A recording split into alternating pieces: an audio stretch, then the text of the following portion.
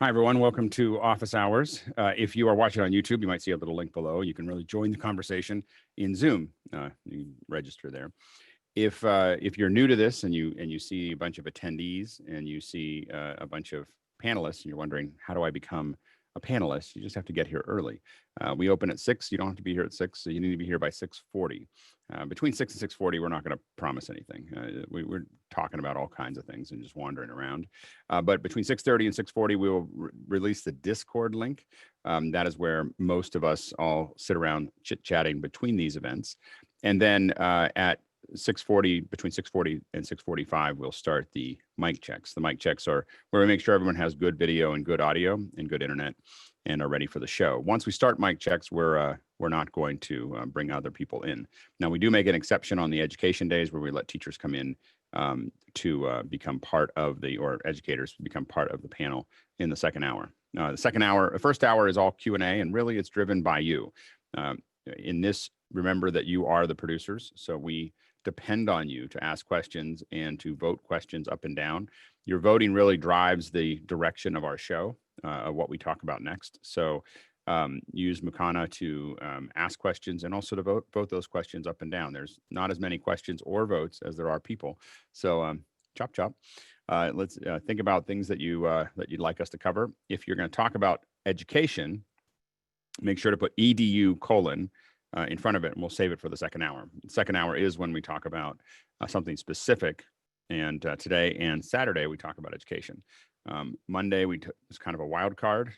Tuesday and Tuesday is audio, Wednesday is cameras, and Thursdays are special guests. So that's kind of how we have it all broken up. And we do have some questions, not as many as we'd like. So for the attendees, let's step it up. But Phil, what do we got? Yeah. Good morning, Alex. Paul Wallace. Would like to see how our panelists store their gear of all types. Could we get some of them to give us a tour of their storage areas? That's a Halloween episode. Yeah, exactly. I don't. I'm broadcasting from my storage area for what that's worth. Does anyone have any big storage tips that they use? I will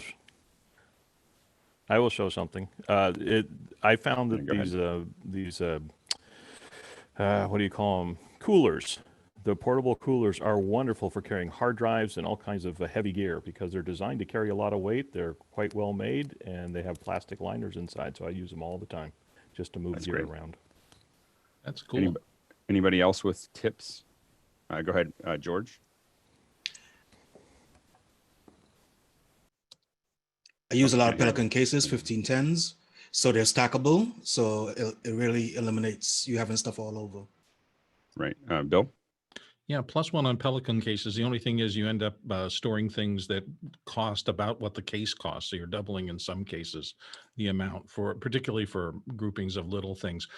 Some of the less expensive hard shell cases that are like Pelicans, if you have really lightweight gear and you don't take it in and out a lot, I find I don't necessarily need Pelicans for everything, but cases is something you really do need to research and pay attention to because it really does keep your gear good for a long time.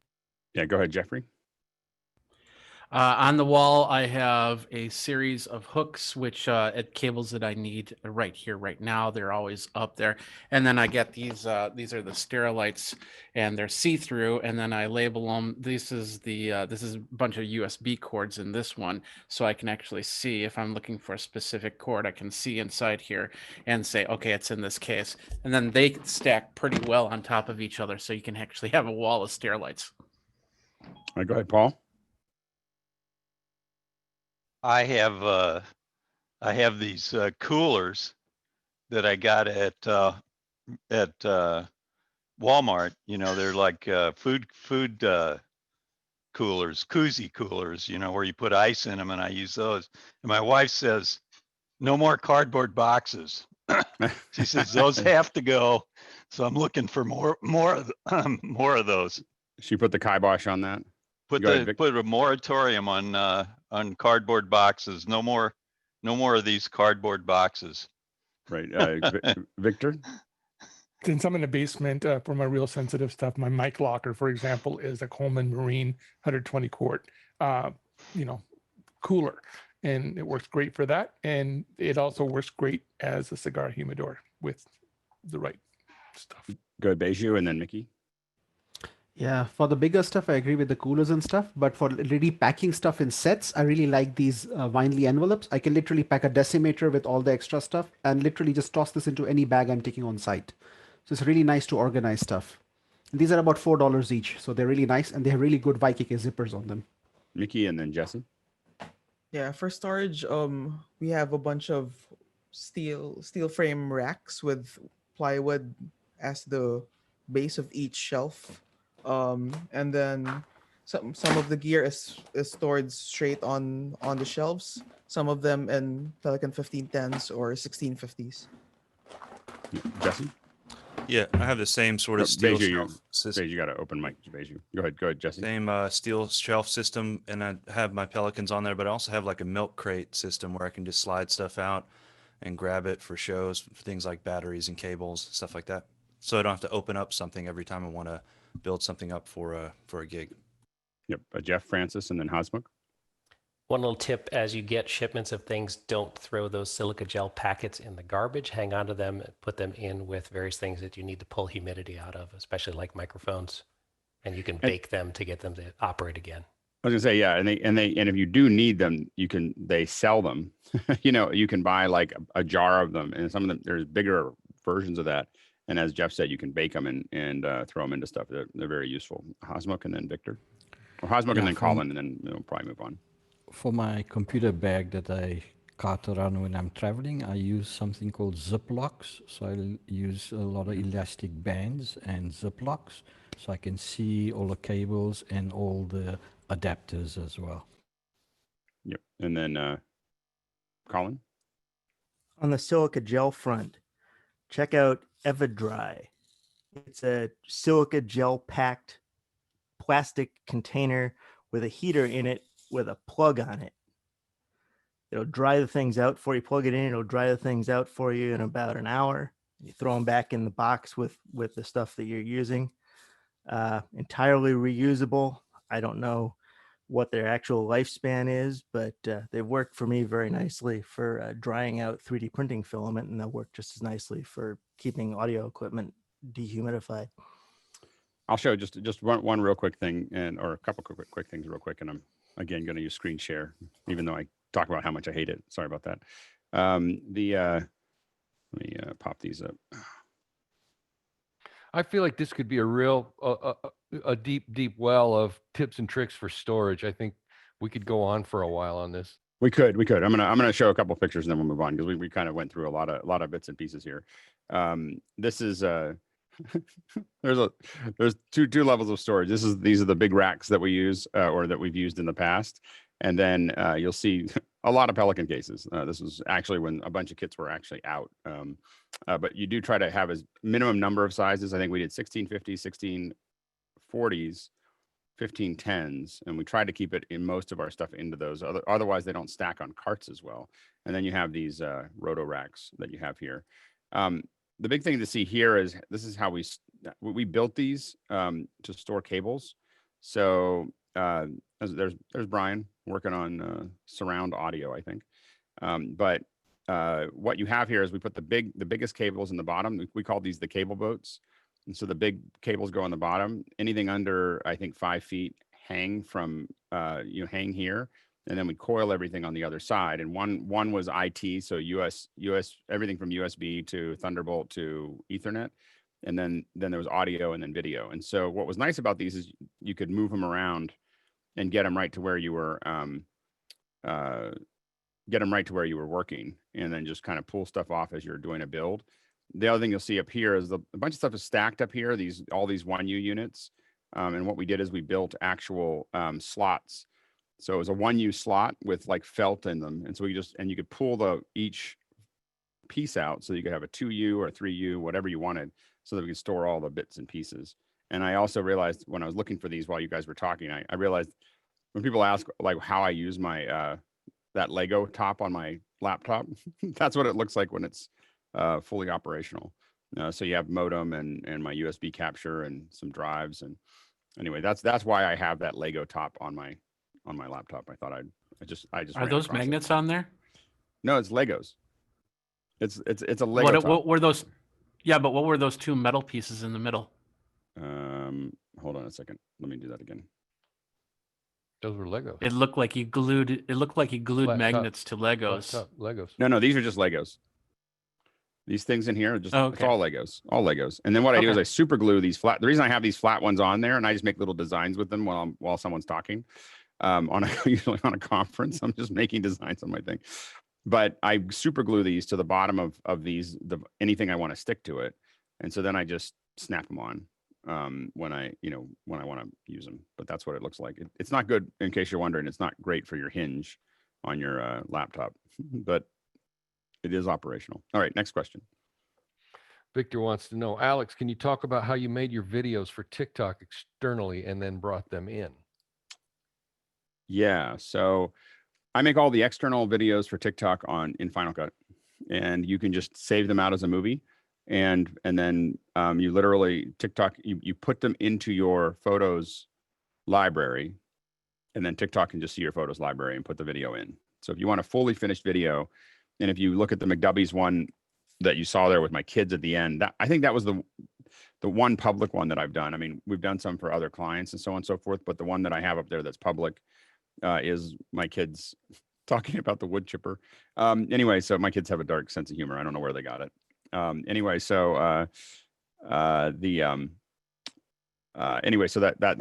how you get them in there. It's relatively easy. You can use anything to get into TikTok as to generate the videos. You just have to get it into your photos library, and then you can see it easily. Go ahead, Victor. Like 720p export was fine, or should I do it higher than that? I do them at 10. I think I do them at 1080, but I think that 720 is all you need to do that. I shoot them in 4K. I shoot them in, I shoot them on when I'm shooting them with the Blackmagic camera, I'm shooting them in 4K because then I can do whatever I want with the frame, and so I don't, if you can shoot in 4K, why not?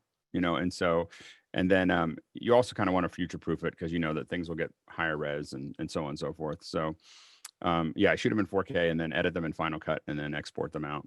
And it works well. Or I just use the phone. I mean, the app has its own advantages because of the timing. Now, what makes it more complicated, Victor, that you'll get into is that there's a look in TikTok that is 2x, right? You record at, you record at half speed, and then you play it back at full speed.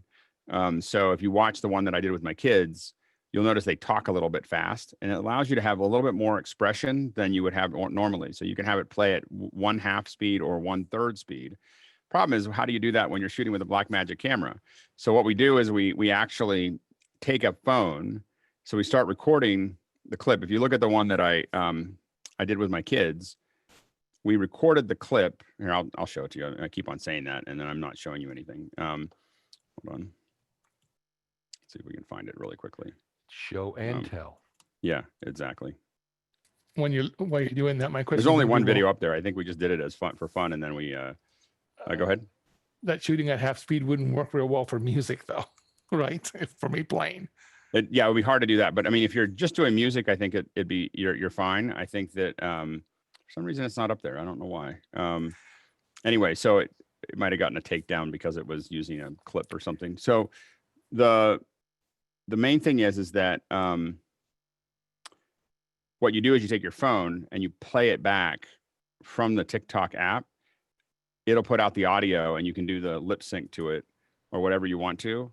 And then, but at half speed, then you do the whole edit in Final Cut, then you speed it all up to double speed, and then it's done. And if you want to be really technical about it, if you're going to do double speed, you want to change your shutter speed to 360 degrees instead of 180 so that you're getting the proper motion blur for double speed as opposed to half speed. So one of the reasons the TikTok ones look really stuttery sometimes because when they're going fast is because the motion blur is off because they're at 180 degree shutter instead of a 360, which in frame rate means that if you're shooting at 60 frames a second, you want your shutter to be 1/60th of a second as well, not half that, which would be 1/20th or 1/20th or whatever. And so you get a little bit more motion blur in the regular speed but then you speed it up and the motion blur becomes correct again.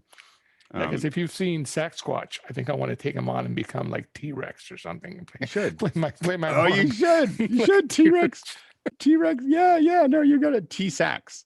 Yeah. There you go. Yeah. That'd be good. I'm waiting for that. All right. Next question. Oh, go ahead, Jeffrey, real quick. How do you spell McW's? I've been looking. Yeah, I think it might have gotten taken down because I don't see it here. And I just have to look at what channel I'm in and let's see here. I had it. Yeah, but how do you spell it? I'm looking it up too. MCDUBBYS. What's funny is it shows up in the search like, oh, this is what you want, and then it doesn't show me actually any videos. So I'm wondering. I have to go back. I haven't looked at the account for a while. We were playing with it, and then I put one thing up on YouTube, and then I got super busy, and I haven't done anything publicly since. So I'll have to go back and look. Anyway, it's in TikTok as well. Next question. Yeah, Michael Vossbein, is there an easy and reliable way to use an iPhone as my camera in Zoom? We were just talking about this. Go ahead, Bill. Yeah, basically lightning connector to HDMI, and all laptops will take an HDMI in, so it's pretty straightforward. You're muted, Alex. The issue is that if you want to shoot the camera with a clean aperture, I don't think that there's a lot of tools that do that well yet. Go ahead, Paul, and then Phil. You're Phil. Go ahead. Yeah, Paul, you're not. I'm sorry. You do the NDI thing that we were talking about this morning. So set it as Right. NDI, hardwired into your laptop, and then choose that output. Yep. Roscoe. Yeah, and I've said this, but if you can have an iOS device on the exact same account at the exact same time in a Zoom meeting, and all you have to do is figure out where the audio is going to come through. As long as the audio is coming through the phone, then it'll be on as the camera. But if you want the audio to come through your desktop or laptop, then you have to figure that one out. You have to pin it or spotlight it. Right, Beju. Yeah, if you're going into a Mac, one of the better ways might be using the Camo webcam app because it gives you camera control as well. On the Mac, you can adjust the framing as well as if you get the paid version. Otherwise, like as Phil mentioned, you can use the NDI app and just hardwire into the Mac. If you're on a PC and you need to connect to an iPhone, then Epoch Cam. And I believe there's one more as well, Iradel, I think, something, I forgot the name exact. That also offers a Mac client, PC client basically for the iPhone. Bijou, could you repeat the name of the app, please? Camo. Camo webcam. I'll put the link in the chat. Copy that. Thank you. Next question. Roscoe, we are planning to use an ATEM Mini Pro ISO to switch PTZ cameras into the PTZ controller, Panasonic 150 for focus assist. Is there a way to program with a macro the ATEM TV's 4K aux out to be switched by the PTZ controller? What PTZ controller are you using? The PD150 Panasonic. I mean, I'm sure that there is a way to do it. I don't know. Does it have a GPIO on the back? That's a good question. I don't know. So I think that would probably be the way into it would be the GPIO controller. And there's a GPIO. There is a GPIO box that you can get, I think, from both Blackmagic as well as Skarhoy, I believe. And I know we've mapped things. So one of the things that we did, in fact, that picture I showed before we saw Brian working, we mapped the switcher. It was a little different. It was the other way around, but we basically mapped the switcher settings to scenes within the CL5 or the QL5 or whatever, so that when you switched, it would switch the surround sound, to something different, to a different location, because the camera was a different location. So, but I would GPIO, and then it's got, I think that you just have to figure out I don't know what the outbound is on that, but it can be done. It won't be just done with macros. It will be done with the API, to tie those together. And the API is not that scary, but I think you're going to need more than just macros. Go ahead, Roscoe.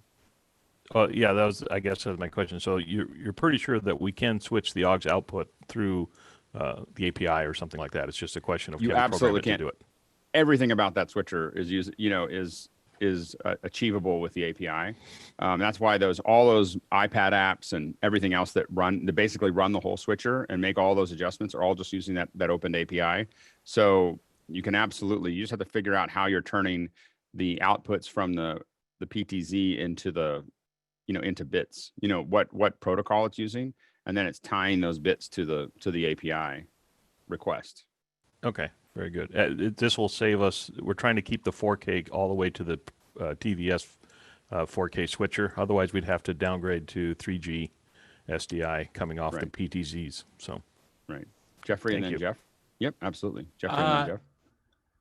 They do say that in Companion you can control the Panasonic PTZ. There is the OSD menu toggle commands, but I'm not sure if that's going to be. But I think you're trying to. I think he's trying out, to. So I think he's trying to go the other way.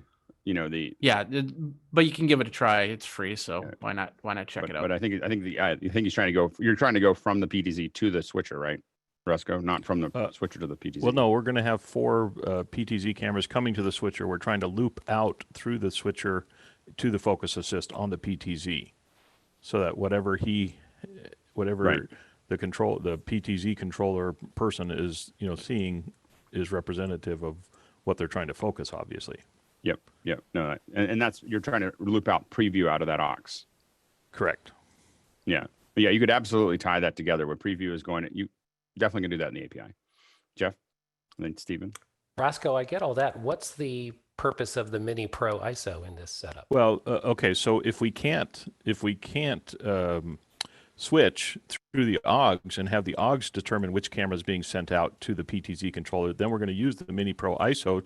We're going to loop through all the connections into the larger switcher into a Mini Pro just so we can send those 3 PTZ cameras over to the focus assist. Otherwise, the person who's responsible for doing the focusing on the PTZs has to look, at small little pictures. We want a nice large picture when they're trying to do focus on a camera live during a show. Stephen? Definitely look at the Scarhoy stuff. So you can set up your scenes. It'll do transitions into it. It'll ease in, ease out all on the fly. But look at the Scarhoy. So the question, Roscoe, is could you just route preview to the aux?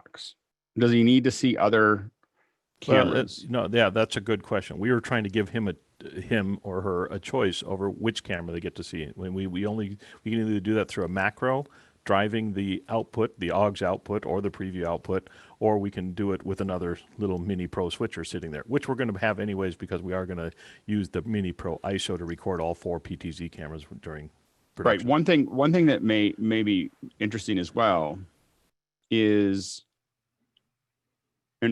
what switcher are you using?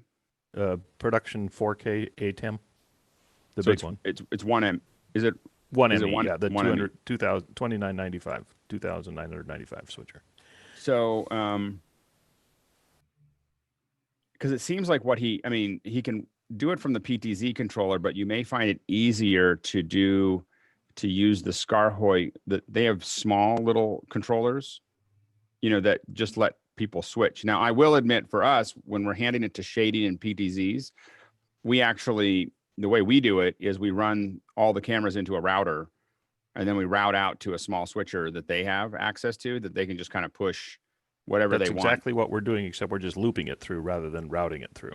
We're going to loop it off the back of the large switcher right into an ATEM Mini Pro ISO, and use that ATEM Mini Pro ISO as the focus assist switcher for the PTZ operator. I actually have a schematic. I'll put it on Discord, and we can talk about this maybe tomorrow. Yeah. Okay. Think through that. Yeah, absolutely. Let's keep moving. Next question. Yeah, we're getting heavy loaded now, so we're going to have to keep moving going. On. Yep. So Mike Andrews, in Zoom meetings, can a host unmute a participant after the security upgrade that now has only the ask to unmute option? Some users invited to speak can't find the unmute button. Yeah, if they approve it. So if they have the newest version of the app and they approve that you can unmute them, you can unmute them in the newest version of Zoom. Where's that option for the user? It's in their settings. It's right when they come in. Okay. It'll ask them, is it okay for the host to unmute you? Hasmukh and then Colin. That's exactly what I was going to say. It's called pre-approved consent. So when you schedule the meeting or webinar, you can pre-approve your participants, and they'll remain pre-approved with that host until they reverse it. But can they change it once they're in? They can change it, and then it changes it forever. So they've removed that pre-approval. Yeah, so it's yeah, it's useful. I will say that the newest version is a little there's a little oddity right now that it unpins itself.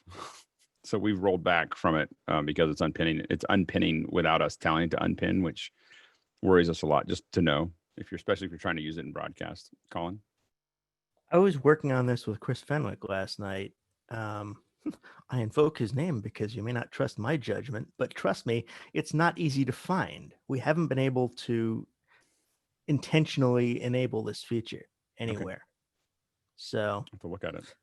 Yep, it's there. I mean, I trust you. It's there. Can you like post some screenshots of where it is in Discord or something? It came up and asked. Find it. I have to find out where to turn it on. It came up when I went into a meeting. You know, like, and so I just right. saw So somebody else knows where it is. someone else knows where it is. I don't know where Right, it is. I okay. haven't. We had need to do figure it. that out because I mean, it sounds like a great feature, but if no one can get at it, that's kind of a pain. There's that. Mickey. Oh yeah. I just wanted to ask: is this both for meetings and webinars, or just webinars?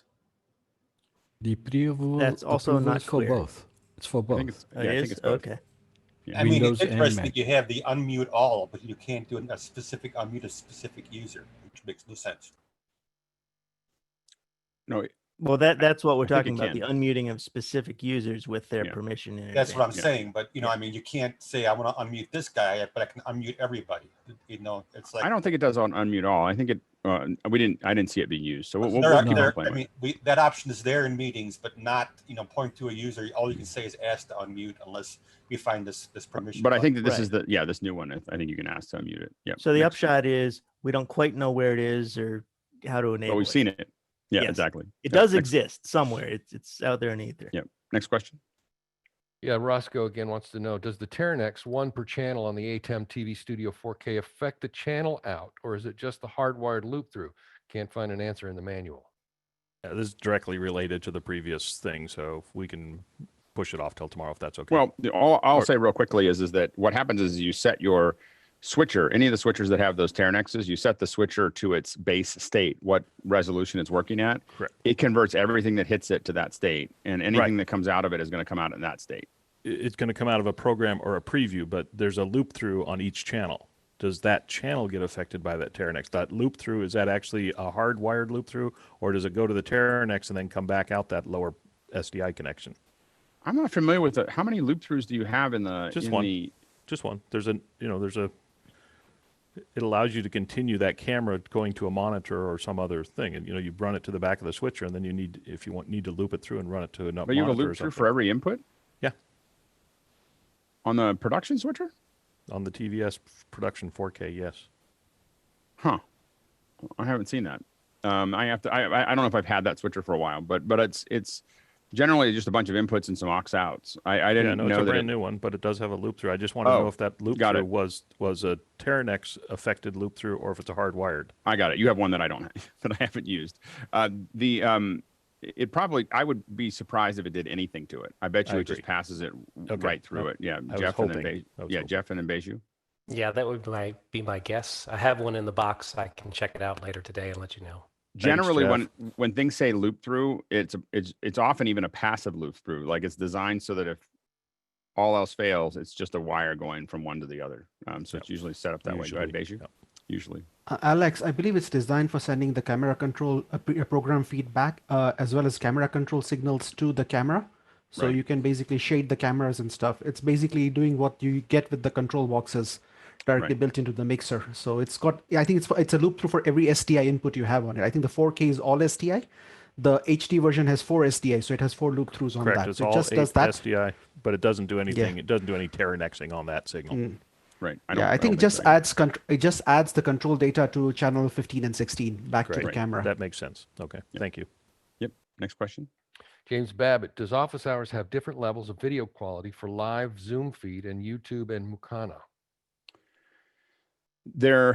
If you're in the panel, you're probably seeing 720 now. If you are in the, I think you're probably seeing in both in YouTube, you'll see 720. And if as a participant or as an attendee, I think you will see 640 by 360, which is a little bit of a bummer. So what is distributing to the, so your actually better video is going to YouTube, and what's in Makana is the YouTube video. so the YouTube video is just being embedded. So the video quality in, now that's going to change a little bit, hopefully soon. We're going to try to, I'm trying to figure it out right now where there's going to be a point where we start streaming to YouTube outside of this. So I'm going to start experimenting with it next week. It may not be perfect next week as we figure it out, but we're going to connect it to a link and then to AWS and then out. And part of that is that it would mean that we can, if we have the problem we had earlier this week where we couldn't stream because we couldn't log into Zoom, that won't be a problem anymore. And it'll allow us to start adding graphics and slates and things like that. It'll be baby steps to start with, and we probably won't even publish it at first as I figure it out. But I think that's, and it'll also mean that we can change states where we can go to a different type of show in the middle of the show if we wanted to. Anyway, next question.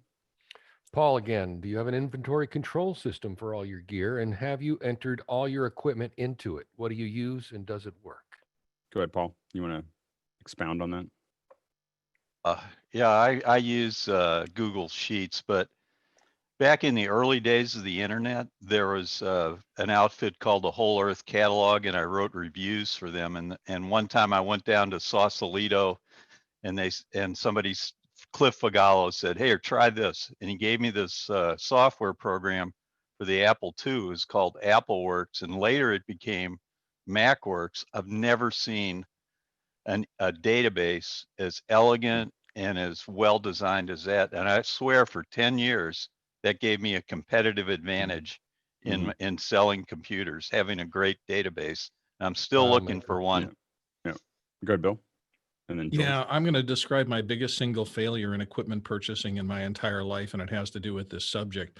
When I was in the more active phase of my business as a young man, I started getting more and more equipment, so I decided I was going to try to inventory everything, particularly check out and check back in, because everybody here knows that shrinkage occurs as you start to send equipment out, and the little things don't come back.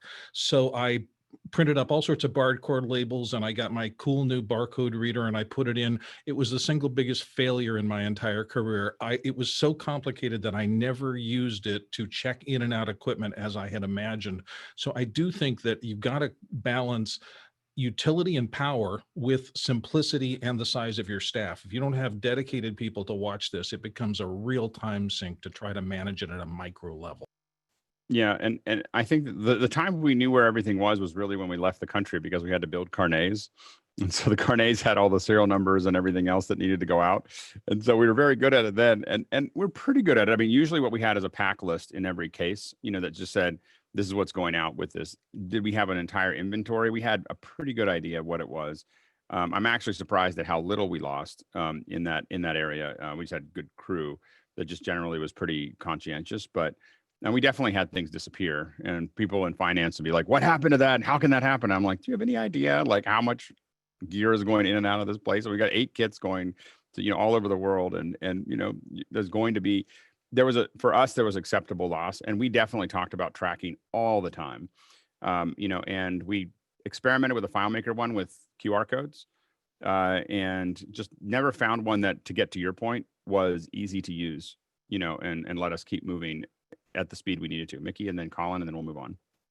Yeah, currently we're using, same as Paul, just the Google spreadsheet, the massive Google spreadsheet, and we have asset codes, and alphanumeric asset codes that we just use the regular old brother labels.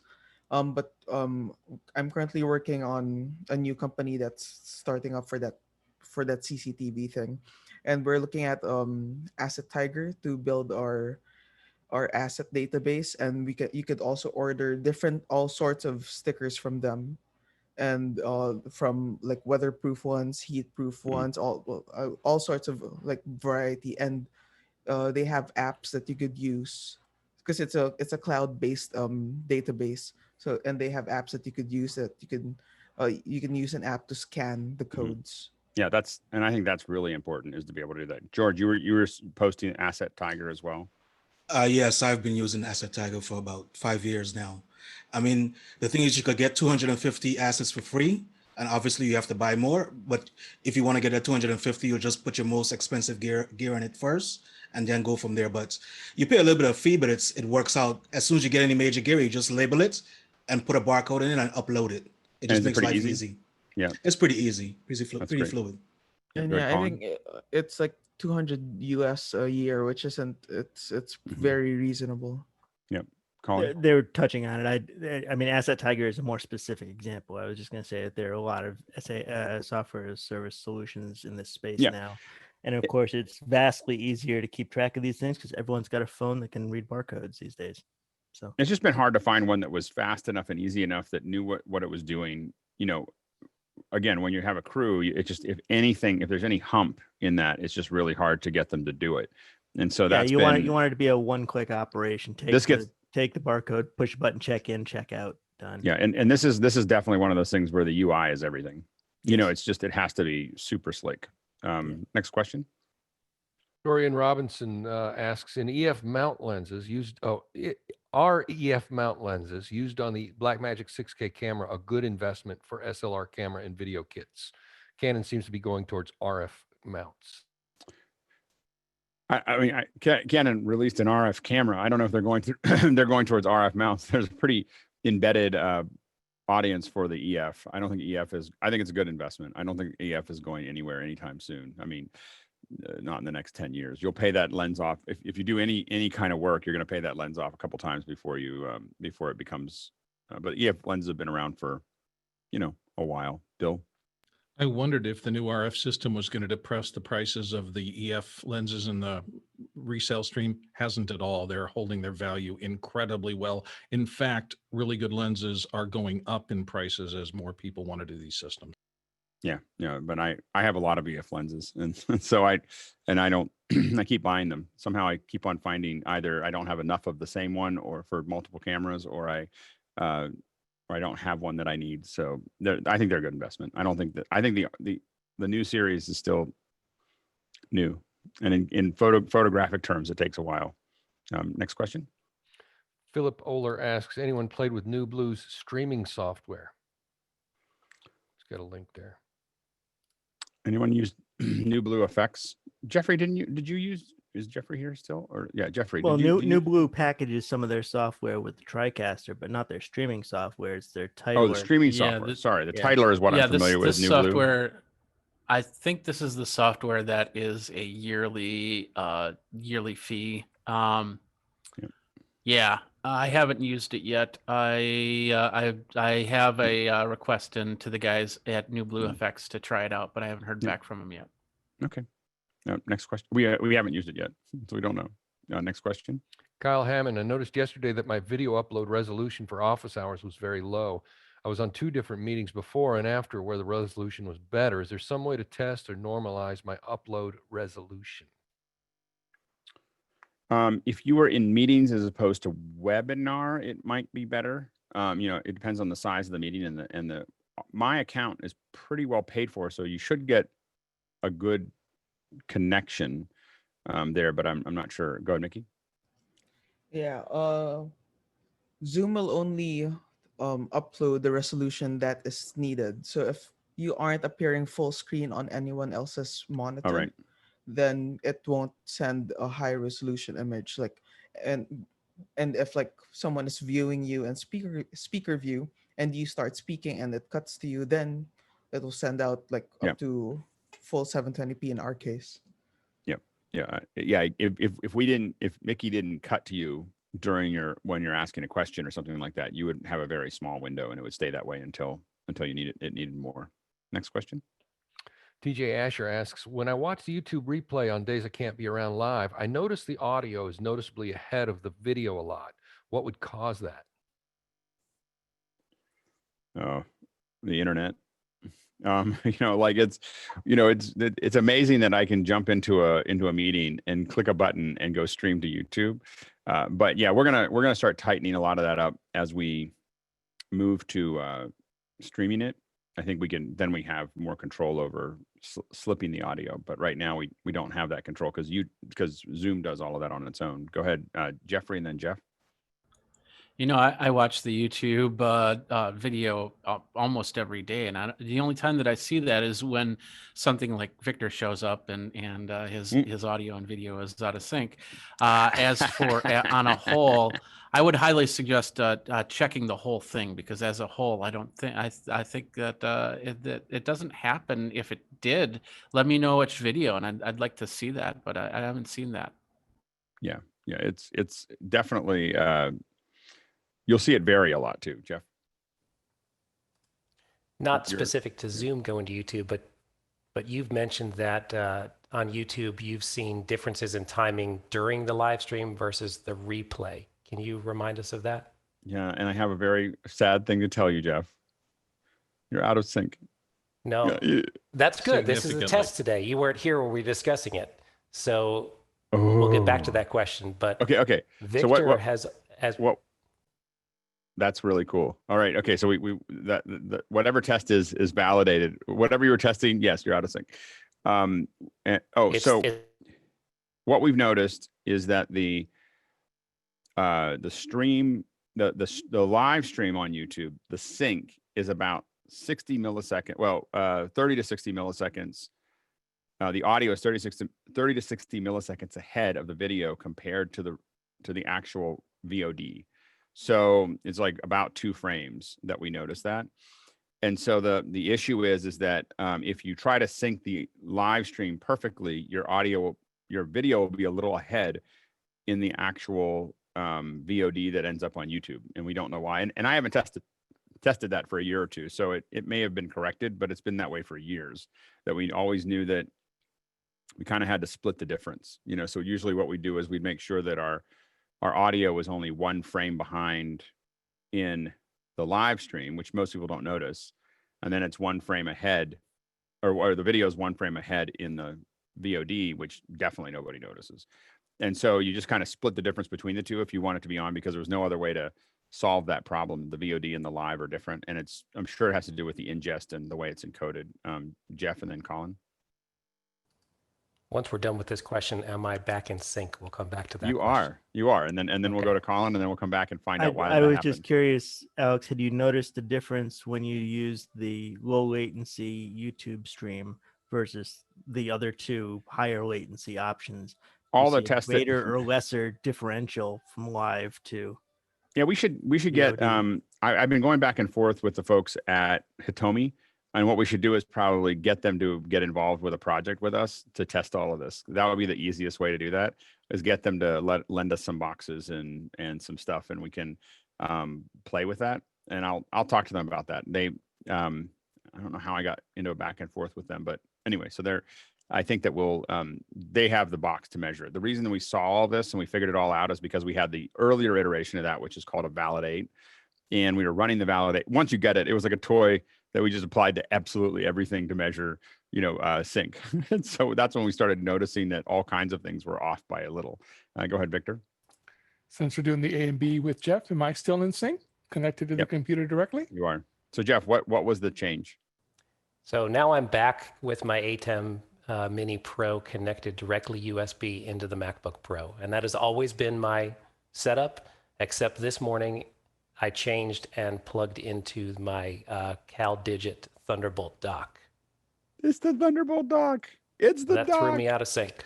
Okay, there we go. I think we may have together figured that out. That's great. The question good is, work, guys. what is it that the ATEM is pushing that's eating up all of the available Thunderbolt bandwidth to cause that sync issue? I mean, that's still not a reasonable Oh, it result. could be some kind of timing thing with the data. Yeah, I mean, it's nice to know the cause, but it's nice to know the culprit, but it would be better to know the root cause.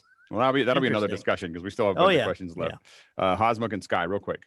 I That am is testing the Rode Go that's directly into the computer, going through the ATEM Mini, through the UCSB, USB-C, MOUSE. Your sync's way off. I'm synced way off. There we go. That's Or low frame rate, maybe. It might be just low frame rate. I can't tell. Go ahead, Hosmuk. Jeff, that was such a useful tip because with tomorrow's event, I've got the same hub And I've been connecting the ATEM Mini also into the hub. So tomorrow we'll change the setup. That's great. It still could be some kind of chipset, because again, we're seeing it in a couple other pieces of hardware that we're trying to figure out. Phil? Yeah, I just realized this since day one. I've been running my ATEM Mini into the OWC Thunderbolt dock, USB-C. Never. And haven't had that problem. Never had it. So it might be a dock chipset. Yep. Yeah. Jeff? Change the frame rate from 30 to 60. 1, 2, 3, 4, 5, 6, 7, 8, 9, 10. 1, 2, 3. No, it's a mess. It's a mess. Jeff? So looking at the specs of this dock, there is the Thunderbolt port that's connected to my computer. There is another Thunderbolt port on the back that the ATEM will not show up on.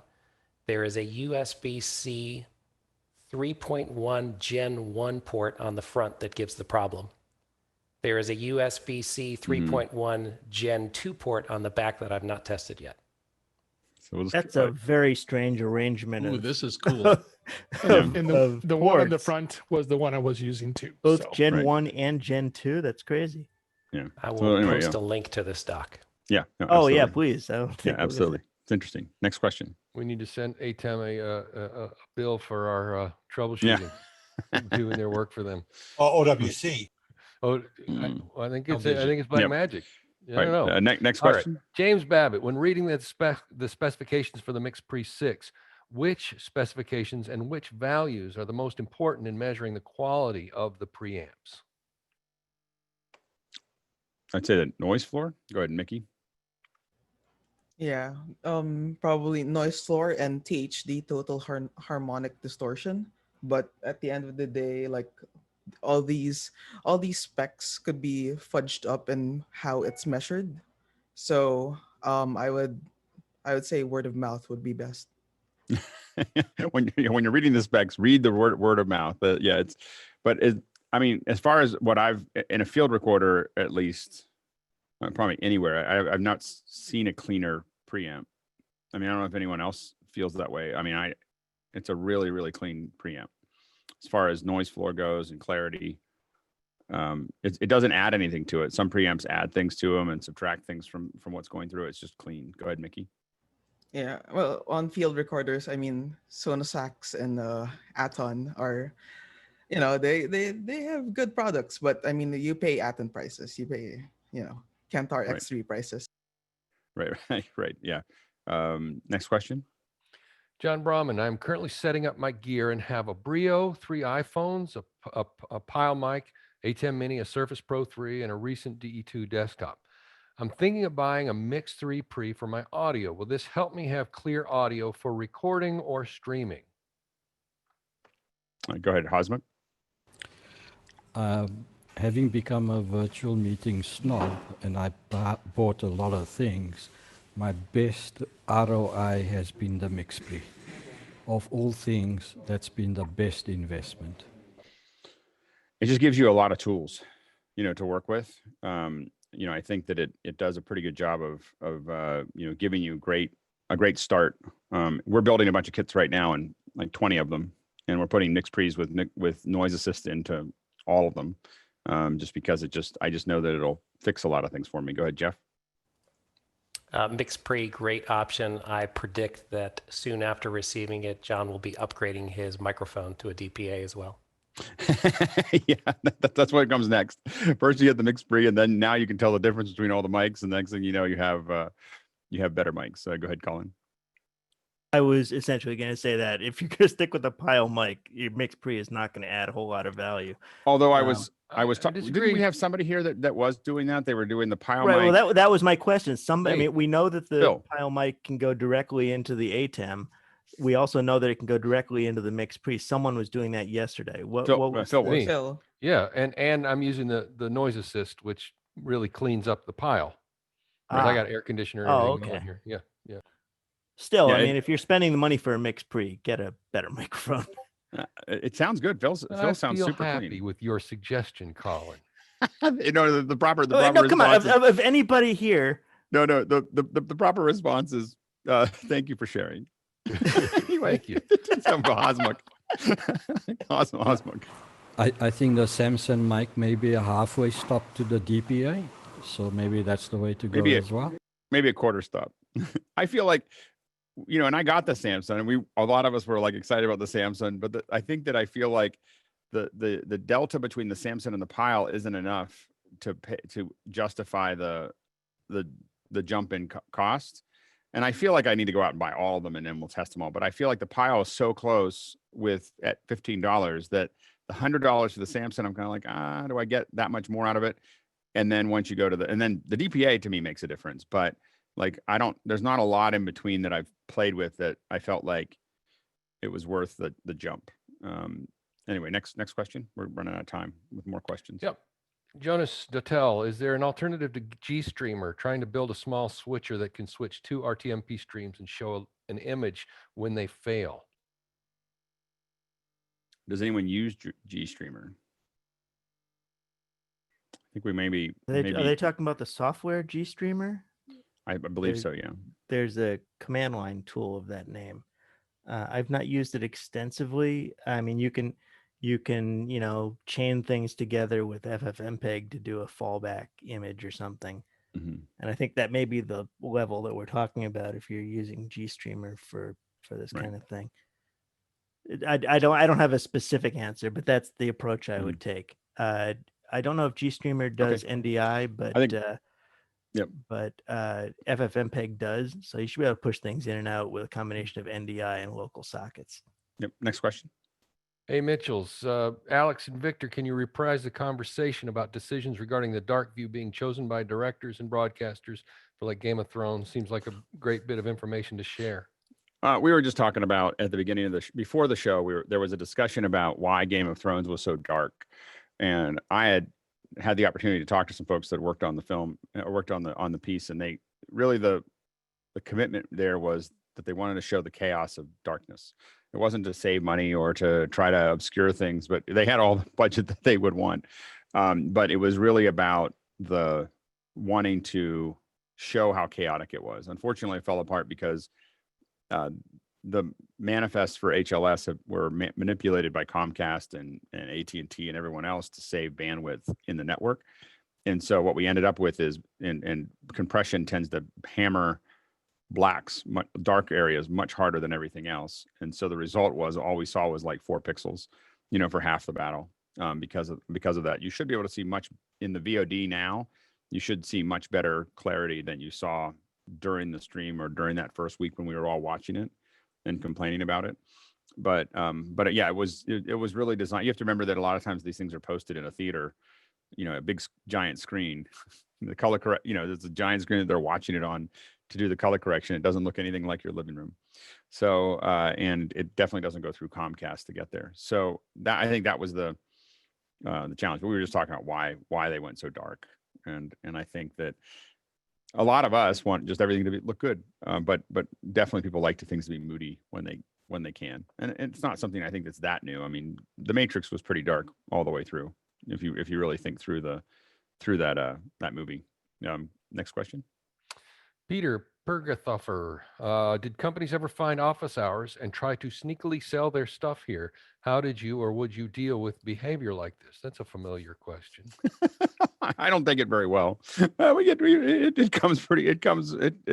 comes in and out here and there. I try to keep it to where, we talk about some people who sell things but generally the big thing is the folks that do that are part of that community, part of the community. So, I mean, we talk a little bit about Guy and DVE store because it's, he's here from day one. I didn't even know he had a store until for the first 2 months. Like, Guy was just here, so someone had to kind of out him before it came in, and he was just really there to just be part of the conversation. And so, we don't mind supporting our own in that sense, but it really has to be something that is someone strafing the community to do that. I take personally. So that's, usually it'll only happen, usually once or twice. So anyway, that's kind of, we're just trying to keep it as close to a pure conversation as we can.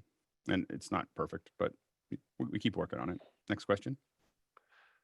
I'd like everyone to notice my new Stanley 25-inch, brought to you by Stanley. Yes. You I'm mean now going to 25 I- feet, not 25 feet, inches. sorry. I'm now going to Oh, switch to the next subject with my stream. That's Deck. right. Yeah, exactly. All right. All right. Next question. I do like Doritos. Tony Mobley, how would you compare Streamlabs and regular OBS? Anyone's using Streamlabs? Go ahead, Colin. I don't regularly use it. I experimented with it early on. It's OBS for unserious people. It adds a bunch of things that are useful to game streamers and, streamers who are taking donations and that sort of thing. It adds overlays that are tied into the YouTube payment mechanism for super chats, and Streamlabs has their own payment system and that sort of thing. You can do all of those things with the regular OBS if you want to, but I don't think that any of those features are really targeted towards this audience. Yep. Go ahead, Jeffrey, real quick. Yeah, it's just like if you had a website and you used WordPress, either you put it on your own box, or you have somebody like WP Engine or something like that host it for you. That's what Streamlabs is doing. If you don't know what you're doing in OBS, then this might be a good option, but it's still free. I think for that's the a little OBS, bit of so. a misnomer. They're not hosting it for you. I get the point you were making is it's simpler, but And It's supported.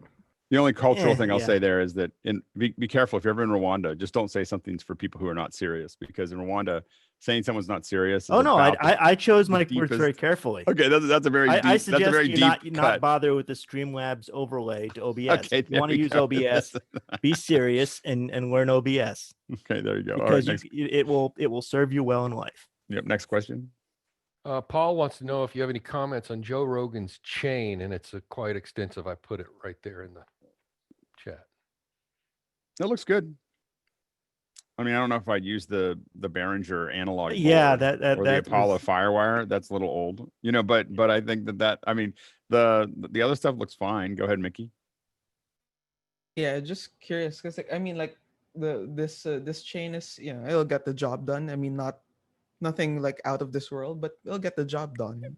My whole thing is if I gotta tell you, like I don't know Joe Rogan. I don't watch the show, but if someone gave me $100 million to be on Spotify, I would spend a lot of money on hardware. That's all I'm saying. I wouldn't be still using a Behringer analog board. I mean, I'm curious though, just to make sure we're answering Paul's question. Like, what are you curious about, like with regard to the chain, Paul?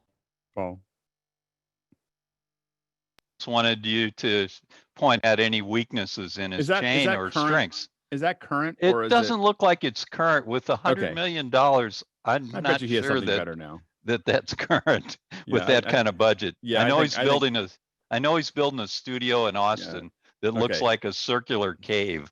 Yeah, He's so it won't- moving to if- Austin. If it was that, it wasn't there. Okay, we're gonna have to move on. Next Yeah, question. Yeah, right. Right- If right- he brings the really quick right Behringer here, that's- mixer with him to the new studio, then you know the guy's not serious. Jeff, real quick, just 15 seconds, and then we'll go to the next That's question. that's a discontinued microphone, basically.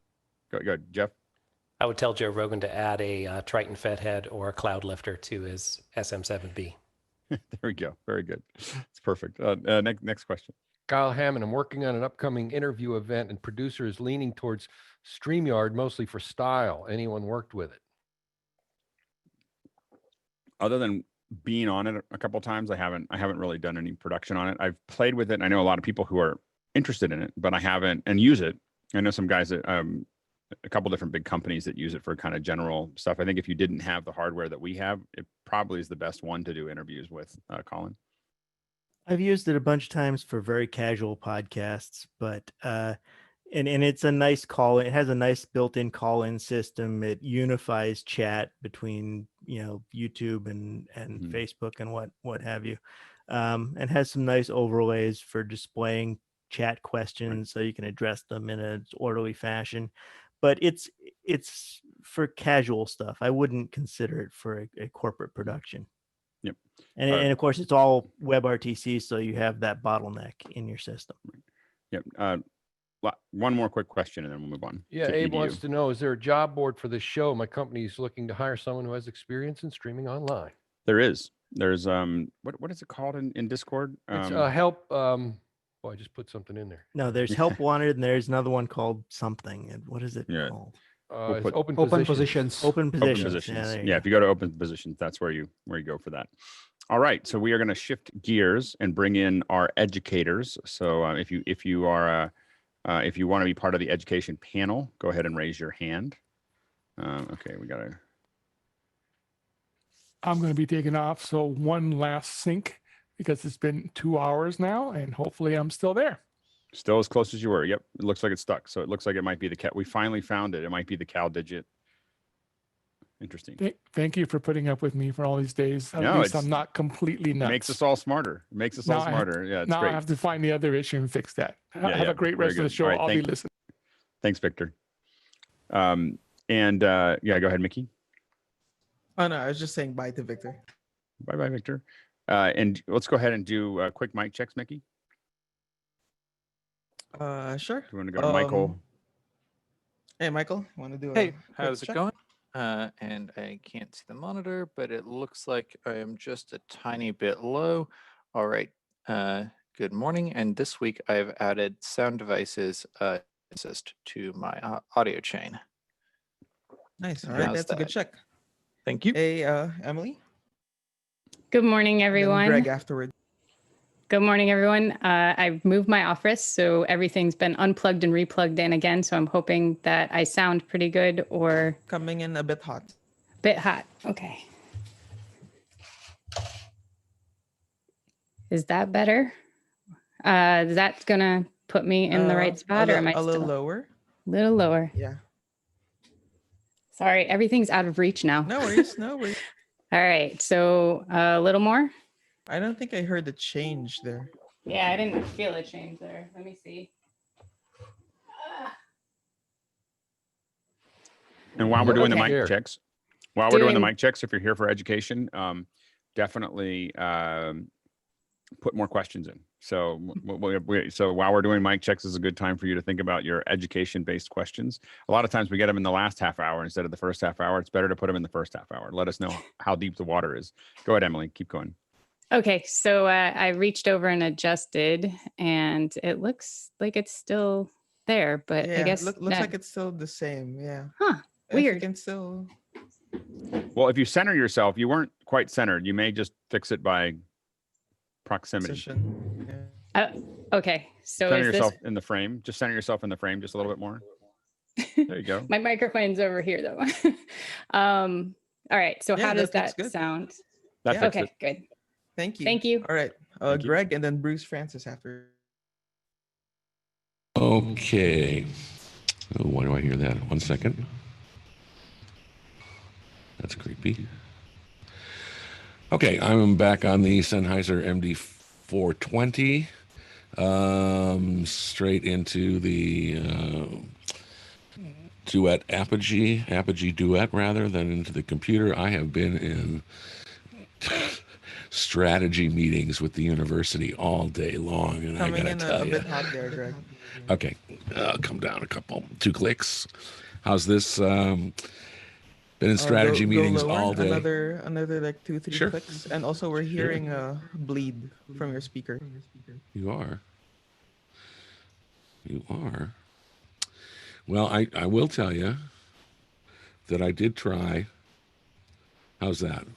Another 2 clicks down. I did try to use some little earbuds that I had around here. I got to get a real setup. I don't have a real setup yet, so we'll just if this is okay for you guys, then we'll just have to deal with this for now. Yep, it's good. Yeah, just Okay. be safe, like with muting yourself when you're not speaking, just so that it doesn't loop back to us. Now too low? Your Sorry, Mickey, mic. what was that? Huh? You're just Yeah, repeating back to us. just- So just make sure to when you finish talking, you have to make sure you're mute yourself because you Yeah, are. yeah. contact I to us. will. But how's the level? How's the level? Look you're at in level. good Look at minus spot, 21. yeah. There's minus 19. There's 20. There's 20. There's 20. I'll go for it. Cool. All right, Bruce, and then Chris Clark afterward. Okay, I'm calling in also from Naples. How does this sound? Is it sounding? As it Can you try should? maybe like unplugging and then plugging your headset back in? We're just getting a bit of like crackly static. Okay, I just did that. Does that make it any better?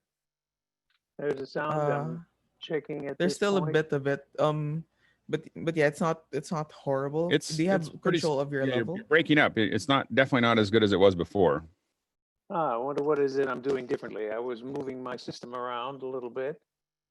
Everything, see, I'm not sure what to try to change. I've unplugged. Okay, whatever the you just mic- changed, it worked. I think you have a bad connection somewhere because you just moved things around and now it's working. It's working okay now? All right, good. Nope, Then now it's I'll not. fix- No, nope, it's not. went back again. Yeah, it feels like it's a cable thing. I think it might be my microphone. It might be my headset. I'm going to go change. I'm going to go get a different headset. I'll be back. Okay, Okay, sounds good. copy But I'll- that. Thank you. All right, Chris. Okay, thanks. Good morning from Tempe, Arizona, where everyone is holding their breath to see how the 100,000 people who've come back to Arizona State University will navigate our perfect plan. How does that sound, Mickey? Could you go up a bit on your level, Chris? Do you have control of level? Now, I'm still in Tempe, Arizona. It's A bit cloudy more? today. How's that sound? Go up a bit more. Nope. It's cloudy and yet inside office hours, it's always sunny and inspiring. Yeah, if you could just do like another nudge up and we should be good. All right. I'll nudge it up and that's where we'll be. Thank you very much. All right, thank you. All right. Phil, are you ready to man. launch into the next set? Yeah. First question is from Emily, but actually for Emily from me. I want to know how I can get a flamingo chair. I love that. You have to Love be that. really bored during COVID and then you make make a that? pattern for your office chair and then go buy silly fabric and then make it and then realize that it makes your Zoom meetings more interesting. I'm going to give you, I'm going to send you my dimensions for my chair. It's ugly old leather. Does she have one in the front yard? I want to know. No, I don't. I made it because my sister has an obsession with pink flamingos and I was love just being that. silly. I love it. All right. Great Zoom chair. All right. So the question from Emily is, I know we have discussed instruments before. If a student is recording to a Chromebook, what should I tell the kids to do for the best recording for teacher? I'm going to raise, I'm Go ahead, waiting Phil. for Alex to call my name. Yep, go ahead, Phil. We've done this. My son is not through school, but through a private, has been doing virtual musical lessons. And what they've asked us to do is simply just to have the kids record it on their phone and email it in. I don't think the Chromebook's going to get any sort of a quality recording on its own. Anybody else? Any other better solutions? Yeah, go ahead, Jeff. Nope, we can't hear you, Jeff.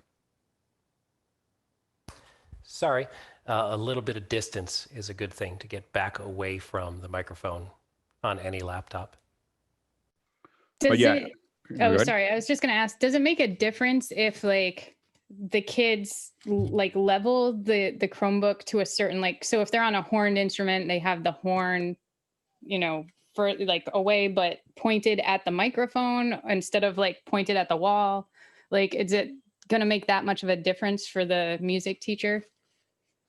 Go ahead, Roscoe. Yeah, my thing would be get the kid into the largest walk-in closet in the house with the most clothes hanging. Seriously, get rid of the reverb. If you can get rid of reverb, any microphone sounds better. So anything they can do to get rid of reverb and get to that microphone cleanly.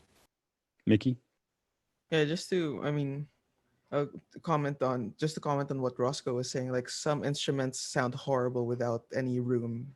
So I mean, just you have to judge what the instrument needs. It's not like there's no one size fits all. Yeah, but the goal here is that the teacher evaluates the student, not that it sounds good for some sort of mixed recording.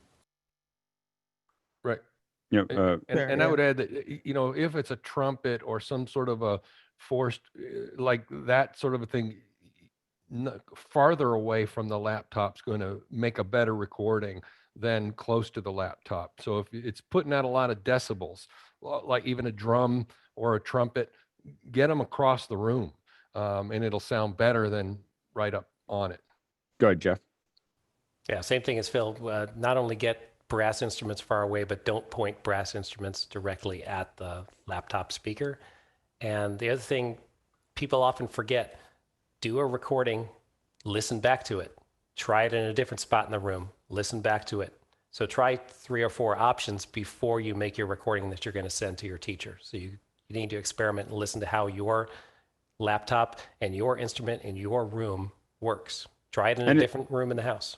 And it is very much you always want to pay attention to like I'm surrounded by moving blankets because you always want to pay attention to your environment. It's as important in my opinion as the mic and as the source and everything else is what it goes into. I think I mentioned this before, but I'll just say it here. Had a conversation about recording the sound effect of gunshots with a sound designer named Ben Burt. And Ben said, he said, the problem everybody has is they point the mic right at the gun, when they do it for sound effects. Now, Ben Burt did the sound effects for Raiders of the Lost Ark and Star Wars and stuff like that. So he's like, they point it right at the gun and it clips, you get this really fast sound. He goes, you got to point the mic out. And he goes, and he said, there's a part of California or a place in California that he said has just enough trees to go and just enough grass to go and just enough rocks to go, and that's where he does all of his gunfire. And he said, and I said, so where is it? And he goes, oh, I can't tell you that. That's just like a little secret. But the point is that the point I wanted to make there was that that a sound designer will listen to how the microphone is not listening to the source. It's listening to how the source interacts with the entire environment. It's grabbing the whole picture, of what's going on. And you want to think about how to design it. It's not just what room, it's what position. Like my desk is turned 15 degrees against my walls so that things start to bounce around and don't come right back to me. And so those are the things that you want to kind of think about as you do it is all of the things that are happening in your environment. Roscoe? Yeah, question for Jeff and Mickey. What about putting the Chromebook into the corner of the room versus against a flat wall or even in the center of the room? Go ahead, Mickey.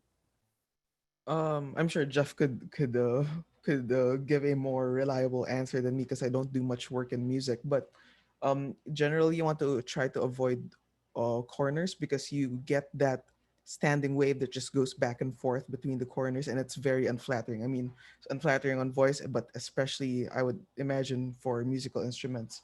But as Jeff again mentioned, try it out, listen, use your ears. Yeah, it's definitely like record and what we call agile, development. You record, listen, and figure it out. Jeff? I would tend to avoid corners because of Mickey was saying that base buildup of standing waves, and it's going to be tough to get the mic directly on the wall, which is where you need it. If you're very close to it, then you're going to get both the sound and the reflection close in, which is going to cause phasing, home filtering sound. So they also want to be careful about where the mic is in relation to other reflective surfaces. So on a desk, often people, if they're trying to record themselves with their phone, they'll plop their phone on a music stand. If the microphone's really close to the music stand, that's fine. But if it's a few inches off of it, they're going to get some strange reflections. So again, record a little bit, listen, move it, listen, record again, and listen. Yep. Next question. Yeah, Earl Negrete, ASL teacher, asked if there was a way to get a specific student's attention spotlight in a non-speaking ASL class in Zoom. Without speaking out loud, Zoom does not automatically know who is talking and needs the speaker focus. I mean, I think that you'll absolutely, because it's audio driven, you'll have to click on the person talking, or the person in this case talking this way. Signing. So I think that, go ahead, Greg. Oh, no. So, so I think you'd have to have somebody, and in this case, even for what we do, Mickey is cutting the show. And so finding somebody that can actually direct the show is key. And again, I would lead that towards students that you trust to start, doing that kind of thing so that the teacher doesn't have to deal with it. Michael, and then Jeff. The cutting thing, I guess it's worth mentioning, would only work if it were a webinar and not a meeting, because you don't have that control over each other's view on the end. Right. Well, you do if you do Spotlight. Well, not complete control, but you have more control over with Spotlight, right? Do you? I don't remember Yeah, being able to Spotlight will use fill- Spotlight in a meeting. Yep. You can Spotlight a meeting. Oh yeah. So the, Yep. the host could do that. The other thing is, if you had a few students versus a whole course, you could likely work on something where it would be a little bit of effort on their end, but they could play, a sound at the beginning of them just through their computer. It would not be necessarily like seamless, but The problem is with that is that as soon as someone else makes a noise, it'll just immediately leave it. It won't stay there very long if it doesn't see any audio. I think that would be it's an interesting problem. Jeff? I was just going to bring up the difference between meetings and webinars. So I'm glad Michael brought that up. Mickey and then Jesse. Sorry, lost my train of thought. Move on. Okay, Jesse. Yeah, interesting question about how do you get someone's attention on the other end to say, you're up next or whatever, especially if they're hard of hearing or deaf. Is it possible that you can do captions in Zoom, and if you assigned a captioner to do that and typed in the name of the next person that was up so that everybody could read it, then that person would be ready to be called on and spotlighted. Right, Mickey? Yeah, there. I recall now. Someone mentioned a couple of weeks back that there's a web conferencing product or service that automatically detects ASL. Do you guys remember which one was it? Was it FaceTime? Or I didn't know there was one. anyone recall? Nope. It's lost into the ether. We'll have to put it out there. Hopefully someone will come back up with it. Next question. Yep. Craig Hibbard, options for adding second monitor to Chromebook. Emily's shaking her head. Go ahead, Emily, and then Mike. Most Chromebooks don't have enough processing power to support a second display. We've tried it and it just it loses the signal and then it stops working and then they get pushed back to the Chromebook. So we haven't had much luck. Yeah, Mike and then Michael. I've done it with my Pixel book, but of course I have an i7 processor. It probably has. If you get one of the Intel i3 or i5s, I suppose they're giving you really low-powered ones in schools, but you just plug in the USB hub with the HDMI out, and it works. I was even able to run Zoom in dual screen. But you have mode. to have a pretty beefy Chromebook to do that, right? Yeah, well, I only had that, so I can't tell you how it works on an inexpensive one. It's not much cheaper, Yep. Michael? yeah, I was just going to say, it's really the processing power, not necessarily Chrome OS or the Chromebook. My roommate is a Google software engineer and uses a Chromebook with an external monitor every day to do some serious software development.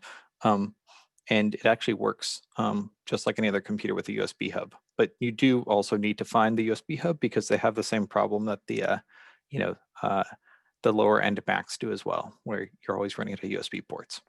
Right. Once you get that done, it works. Next question. Chris Clark, here is advice that teachers facing online education for the first time should consider. Relationships before rigor, grace before grades, patience before programs, love before lessons. Please discuss.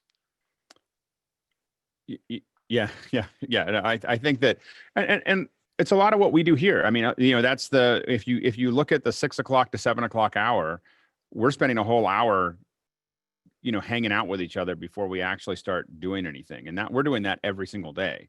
So, and I think that startup makes a big difference. I don't know if you saw, someone tweeted this out. Someone asked how school was going, and a kid said, it's like the teacher spends the whole time trying to get the projector working, except we're all inside the projector. Like that's.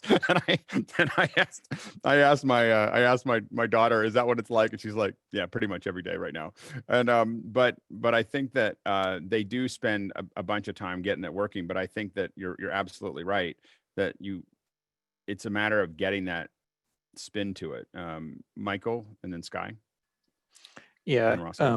I think a lot of that is, I completely agree, and just setting the context and reminding students constantly that, despite everything that's in the course that is like the formal material that they're going to be looking at, that it is the human piece that matters. And it's been really fun to actually talk to students again this week and And at least at a university level, they're not everyone enjoys this necessarily, but they are starting to get it. They're starting to just naturally put on their cameras, at least some of them, and build those actual connections. Sky. Oh, you can't hear you, Sky. Roscoe. This won't work for grade school, but I learned tattoos and clothing tell me nothing about their personality. And so just accept them from the get-go, teach them, earn their respect. I mean, this is all about building relationships. Jeff? Yeah, I think that this disruption to the way we've always done things has really opened the doors to have these discussions and forced us to make, I've always had relationships with my students, but now it's got to be the first thing. We don't wait for it to develop.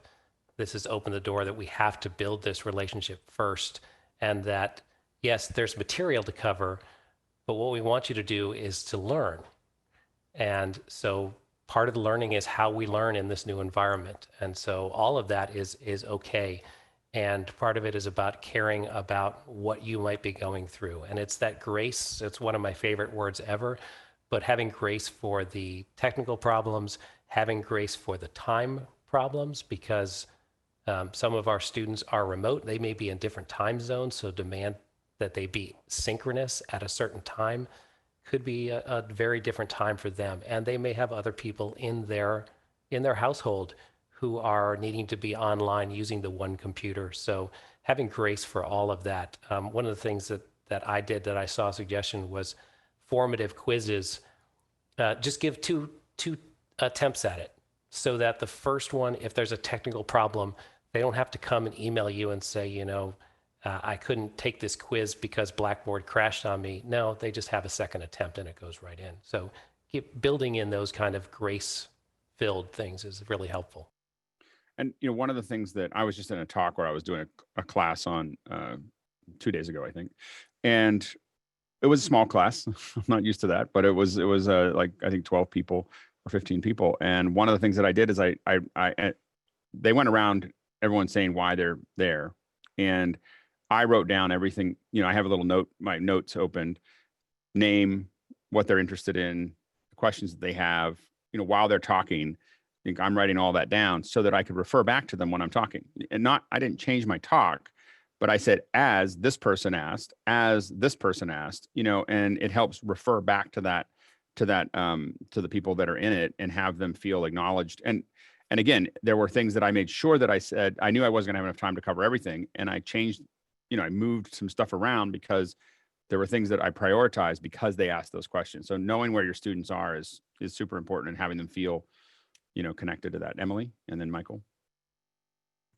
I was going to say the trainings that I did this week for the teachers on remote learning was all based around those slides that I shared with you guys in Discord, with lessons where it's just like getting to know the kids, icebreaker games. So like finally my minor and theater came through with all the different icebreakers that I used to build those lessons. And I had to emphasize with the teachers, the K-12 teachers, I was like, you don't know these kids, they don't know you. Last year, you had the ability of at least knowing the kids for like 2/3 of the year before they went home. So you need to spend the time getting to know them the first 2 weeks of school, especially, and then continue with small little things every day. Like start the class with a 5-minute, throw up your favorite GIF of, explaining how you feel about sports, and then they'll throw it up there and then something. Yeah, no, absolutely. Bruce?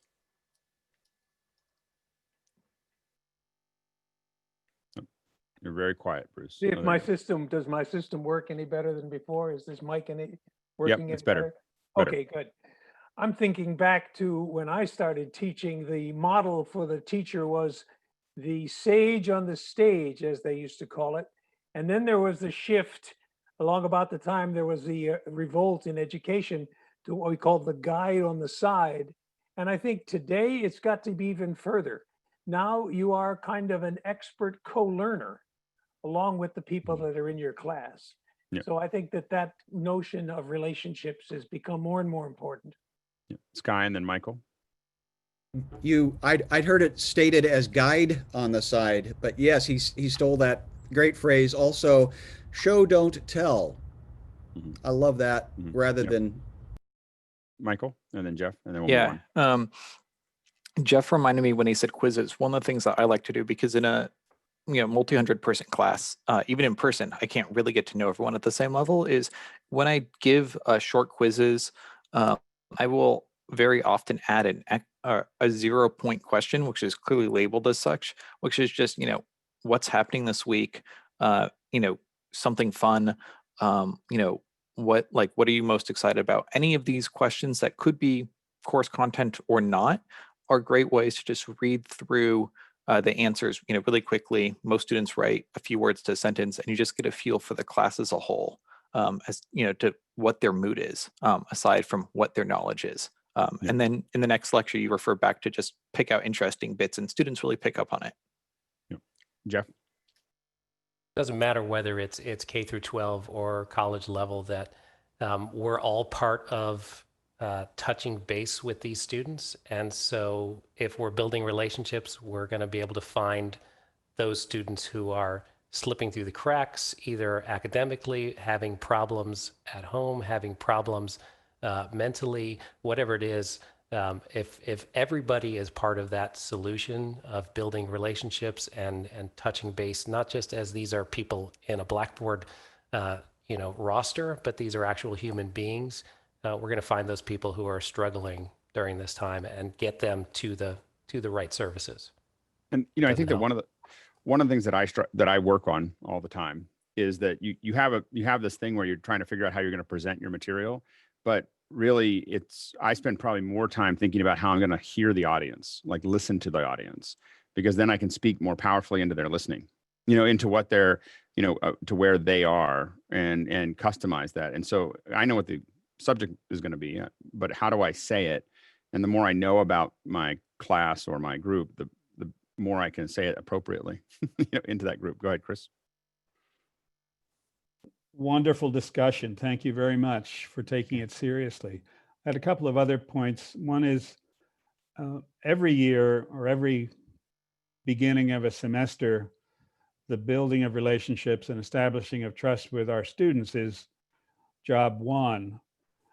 But in the past, we've typically devoted a week to that, or the first two meetings, and then we're off to the races with more focus on the content.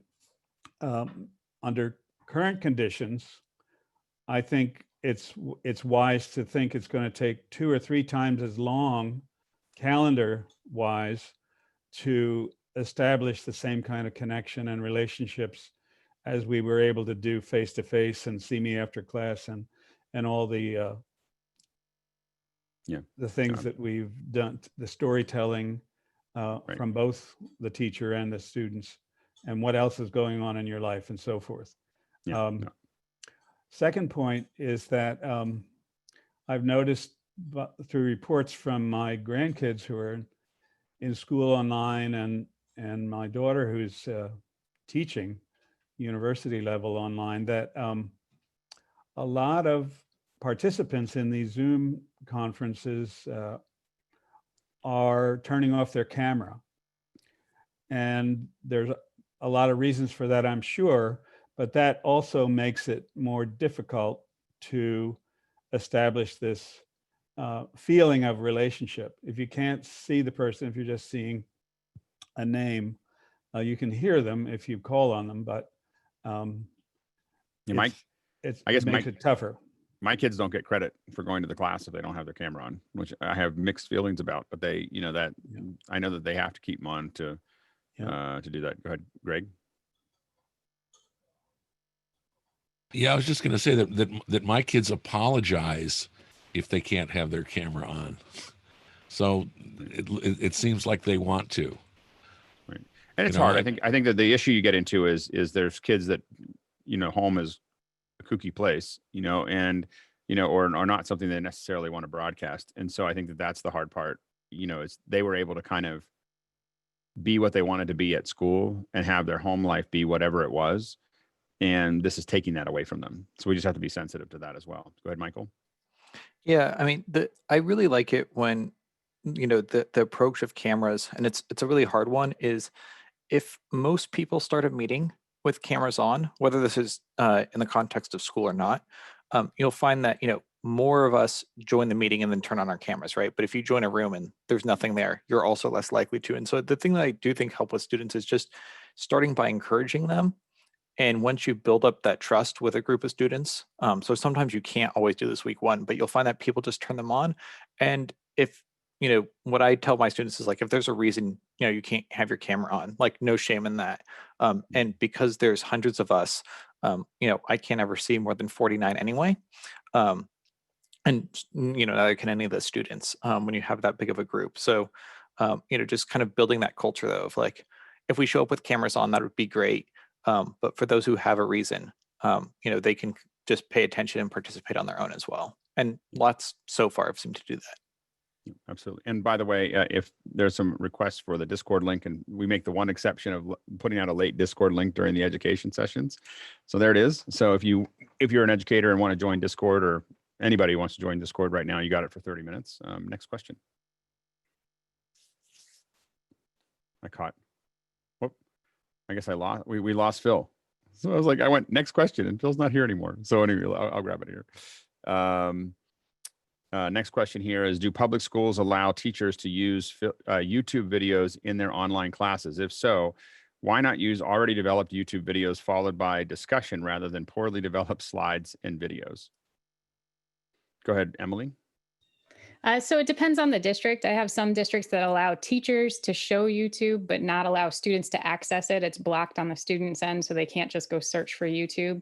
But a lot of our districts do purchase additional softwares like Edpuzzle or PlayPosit, which allow you to put a YouTube video in and then put in questions so you can chop up a video. And so the teachers take really well done educational videos of a specific topic or a skill, and they'll drop in little questions throughout the video and then pass it to the students that way.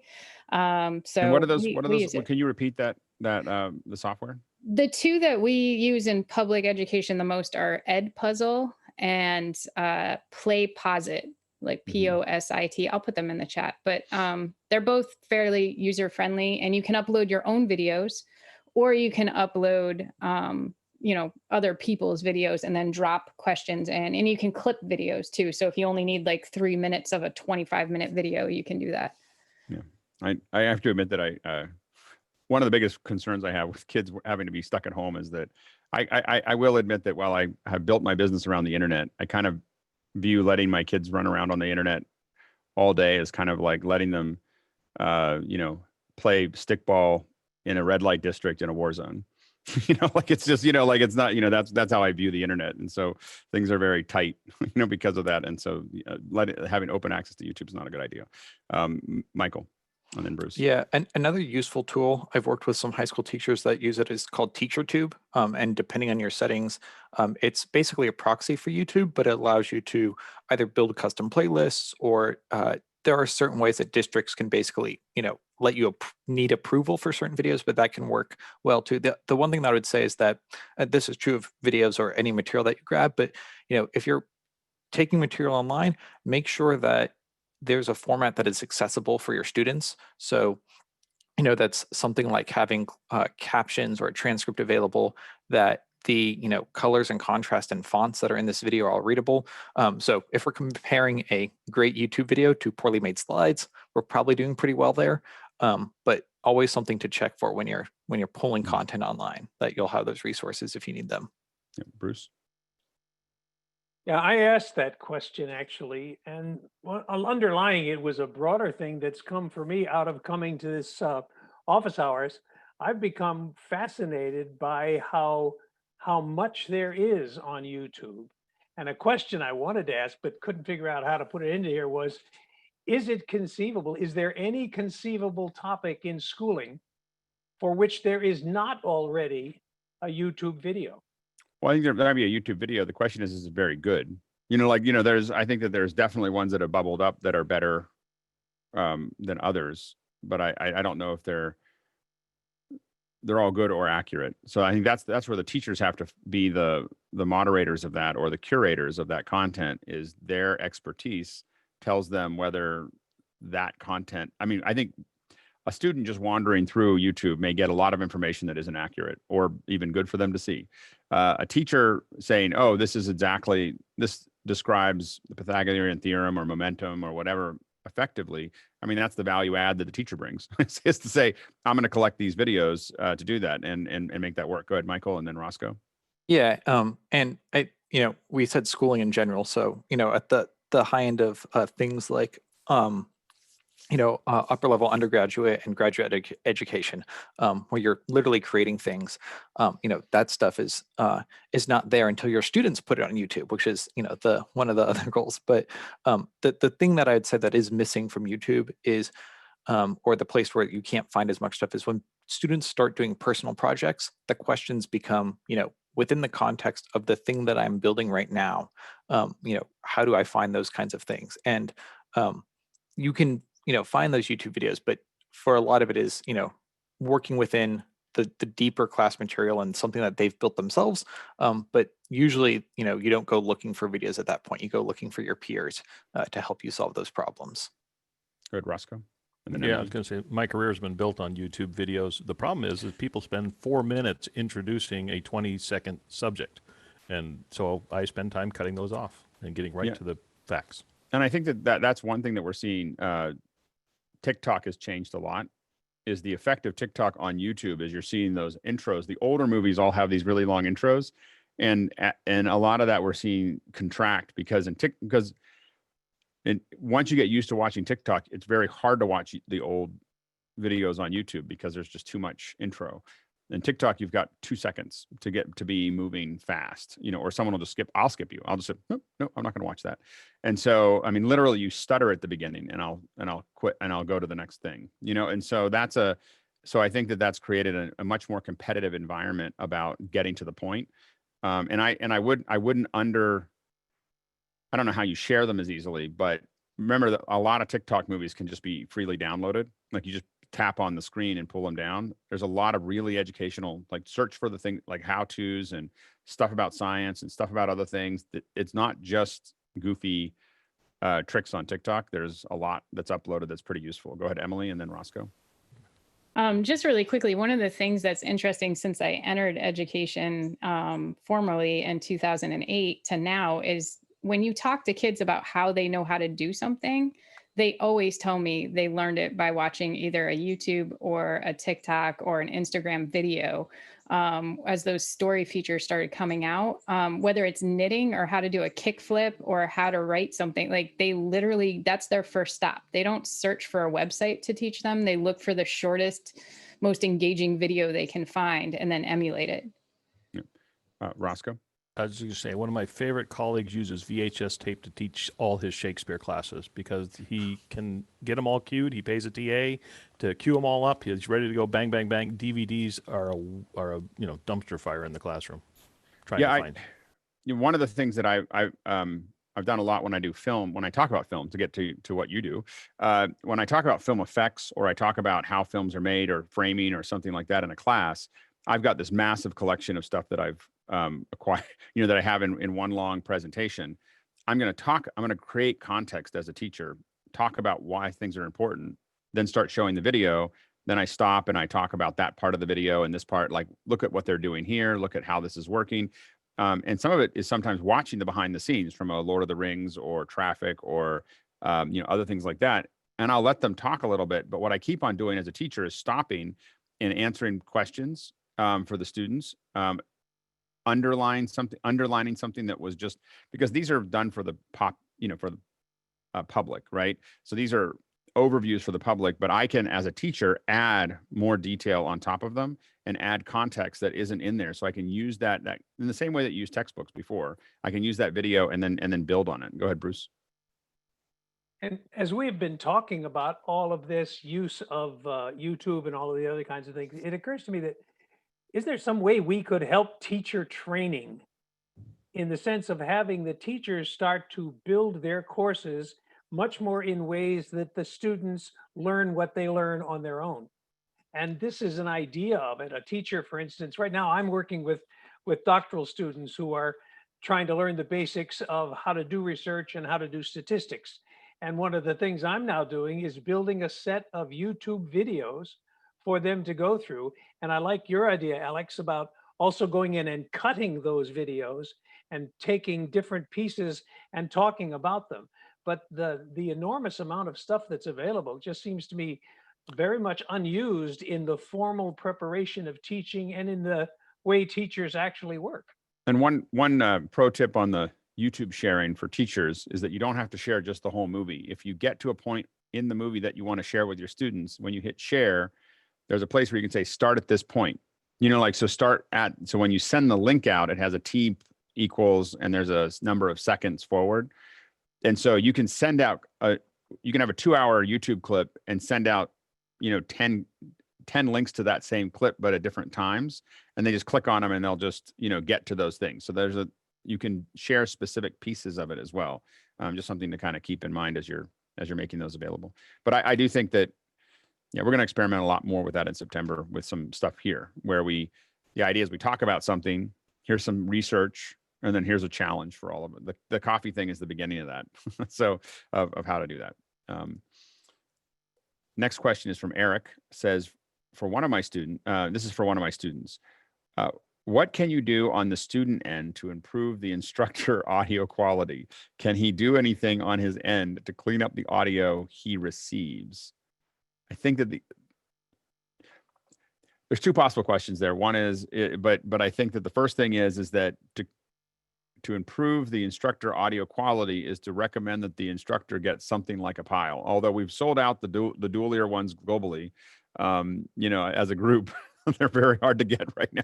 I'm sure that there's somebody at Pile that is like, what happened? Like we had so many and then they're all gone, and there's definitely people in the warehouse. Like, I don't understand, like nothing has sold for years and suddenly they're all gone in the world. So the global supply of dual ear Piles are gone, but the up for 8-inch jacks, but the single ears are still there. And I probably shouldn't tell you that because I think we just ordered another 10 of them. There you go. He's got one of they're now, I think you could probably resell them now for $30 instead of $15 on eBay and double your money if you had a bunch of them here. So a little arbitrage. So anyway, so I would say getting a good mic, which doesn't have to be super expensive. We're very fond of the Pile as an overall video. And then the second thing is getting an earpiece. We really recommend people put in-ears in because it reduces echo. It means you hear the person more clearly. You don't have to turn it up. So those are the two big things that I would say as far as, go ahead, Mickey. I mean, a lot of these things are things that we do within this meeting or the show or whatever you want to call it. I think, just to add to what you were saying, Alex, is mute when you're not speaking. Keep the entire path clean. There's a lot in people's homes. There's a lot of extraneous noises that we don't really need in a meeting. And just try to keep the. And part of that's creating this comes into repeat is just, I think that one of the things that works about our group here is that we have a pretty strict set of policies on how we do this stuff. And it didn't start that way. And so it's something that the teacher has to continue to enforce and not like, oh, it didn't work the first time. It's got to be something that you're going to spend the whole semester, training the students to do. And it's worth teachers talking to each other so they're all applying the same rules. Go ahead, Emily. I actually just had a question on clarification of that question, because the second part was, can he do anything on his end to clean up the audio he receives? Right. The host receives. And I work with co-teachers sometimes, or someone jumps in and I try to get them to come on early so I can make sure they don't sound terrible. But I've had people join and it sounds like they're on a bad phone connection and there's nothing we can do. So I don't know if that's what they're talking about. Is there anything, the host can't do anything else to help the additional trainer or teacher or whoever's talking, right? Yeah, I think I think that's as much as we have as far as the process there. As Sky and then Jeff. Well, I'm going to test that theory of trying different hardware, but the question, I guess, is Mickey's question of, is this a show or is this a community gathering? And I think that it's a philosophical question that I'd love to have Alex discuss, because I know education is your heart, but you're using entertainment techniques. So where's that balance? That's a bigger Yeah. question. Yeah, I think that it's engagement, you know, and keeping it. I think that that's the, how do you, whether it's entertainment or education, I think that keeping people engaged, you know, educating, inspiring, you know, people is the what we're trying to do across both platforms, I would say. Education, inspire, and entertain is what my dad says all the time. So those are when he talks, those are the three things he thinks about, are what is he going to say that's going to educate people, what is he going to say that's going to inspire them, and what is he going to say that's going to entertain them. And it's a healthy mix of both. If you watch any of my father does a lot of talks, and in front of a lot of people, and he's much better than I am at it. And he but he's thinking about those three things. And as he plans his talk, those are the big three. As his training as a lawyer, is that his original intent? Would that have something to shape him? It's more of his talks. I don't know if he does it as a lawyer. Lawyers mostly dominate the courtroom, you know, like, you know, in every way, shape, or form, you know, and but I think when he does talks, he does a lot of talks about Lincoln. He's a Lincoln scholar. And so he kind of lives inside of that. Chris, I'll let you go next, because I was talking about my dad, and then Jeff, and then Roscoe. Right. I've heard your dad stories and presentations many times. And one of the things that you didn't mention, or he didn't mention, is that all of his big ideas are embedded in stories. Yeah. So it's about storytelling. It's about something that has a beginning, middle, and end, and people can visualize, and then they retain or get or understand the big idea. If you go to Gettysburg with my father, he won't tell you what happened. He'll tell you what happened, like, over this thing, but every location will have a story about the general, about this person, about the weird thing that this person missed, and then these two people were brothers, and then they ended up in front of the battlefield, and there was a sharpshooter that almost killed Montgomery, and there was a whole thing, you know, like, but he'll have all these stories, you know, that tie. And when you finish it, we took a tour guide with the Gettysburg, you know, you hire a tour guide in Gettysburg. The tour guide thanked my dad when we got to the end, you know, like, for the thing. He could tell you what happened, but this is important from an education perspective. He could tell you what happened, but what made it real were the stories. You know, like that is the, you know, that's what made it, like, real and rememberable. Go ahead, Jeff, and then Roscoe. I read this, going back to the question about the student doing anything to improve the sound. I saw that as the student downloading a recording, and because my daughter did this the other day in her statistics class, and I looked over her shoulder, and it was horrible. Yeah. And I said to her, "You're going to be exhausted after watching this 15-minute lecture, because you're using so much mental energy just perceiving what his words are, that you can't actually use your mental energy to understand statistics." Welcome to speakerphones. Yes, and it was worse than a speakerphone. And what teachers need to do is view their own lectures, so that they know that this is a problem. Now, to the student, is there anything you could have done? Yes, Mickey and Greg, we have tools to do audio cleanup, isotope, but that's well beyond what I'm going to suggest for a student. I would say from a student also is to bring it up with the teacher, like, hey, we can't hear you. You know, like, we can't, you know, we're not understanding, because I think a lot of students just don't say anything. They just try to work through it. And letting teachers know that they can't understand what they're saying is useful. Roscoe? I was just back to the education and entertainment. There should be entertainment and education. And I used to spend my summers taking people on 10-minute trips, shooting hippos and looking at plastic snakes and stuff. And it was entertainment. But what you realize is you're not the show. People, you need to surround yourself with good information, good subject matter. A forum like this is wonderful because of all the personalities and the expertise here. Surround yourself with this stuff, and then, education will take place. And I use entertainment in my talks to break things up. So if I'm doing a big talk, if I see people slowing down, their blink rate starts to slow down, where their eyes are closed longer than starts slowing down.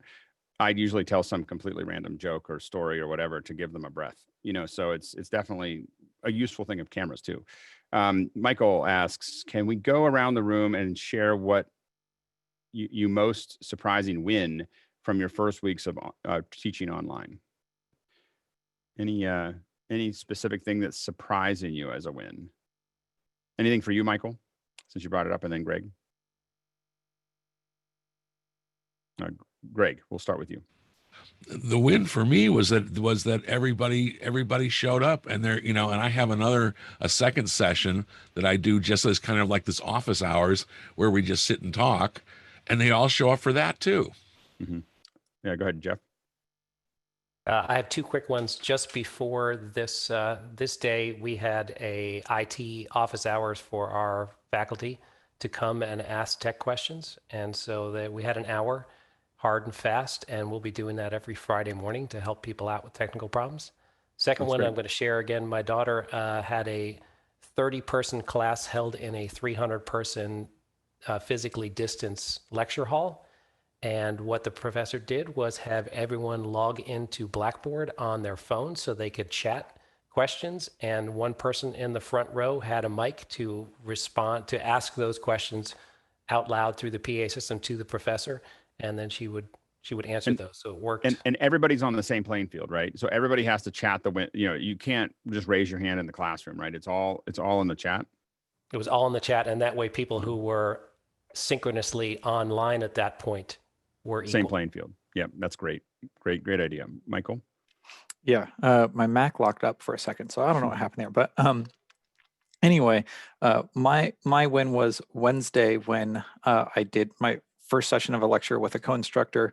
It's a 5 to 6:30 course, so we only planned 40-ish minutes of content with Q&A, and so afterwards we just opened up, and it was just fun. We ended up hanging out for about 15 minutes after class ended with a good fraction of the students that were originally there. I mean, once we hit, at the end, we said, it's past time, but you're welcome to hang out. And people just kept asking us questions. And this is a software engineering course. So at one point we said something about, we're both opinionated about various programming languages and tools. And to the entertainment aspect, students will grab onto that. So it's like, just here, let's just share your raw, unfiltered opinions about these things. And it's entertaining, but it is also relevant and educational for the students as well. And so that was just super fun. I hope that lasts for the next 15 weeks. Absolutely. Sky? One person teaching one person. I had the great experience of a woman saying in our weekly meetings that somebody had been left out because they didn't understand how to do YouTube.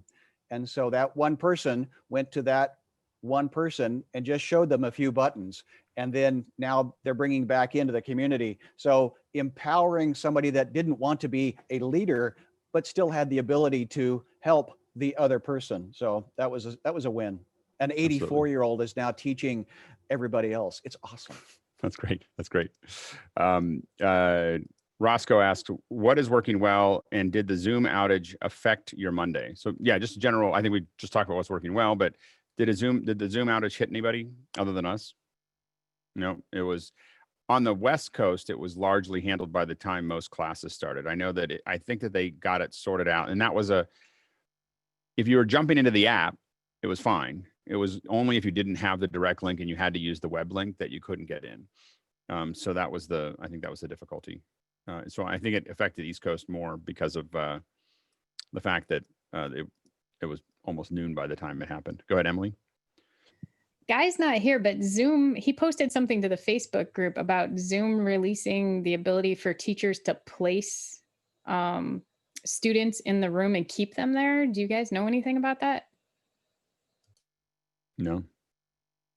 So there's been rumors of something like that coming, but I He had a screenshot and it Just had waiting for them. like upcoming things, but he's not here. So I was waiting for the online version of being put in the corner. There's got to be a breakout room just called the corner. Here, you're going to go into the corner. Yeah. Anyway, so you've been a bad boy. All right. So You can reach out to Guy. He's been following us on Discord, even though he's out with his family right now. Yeah.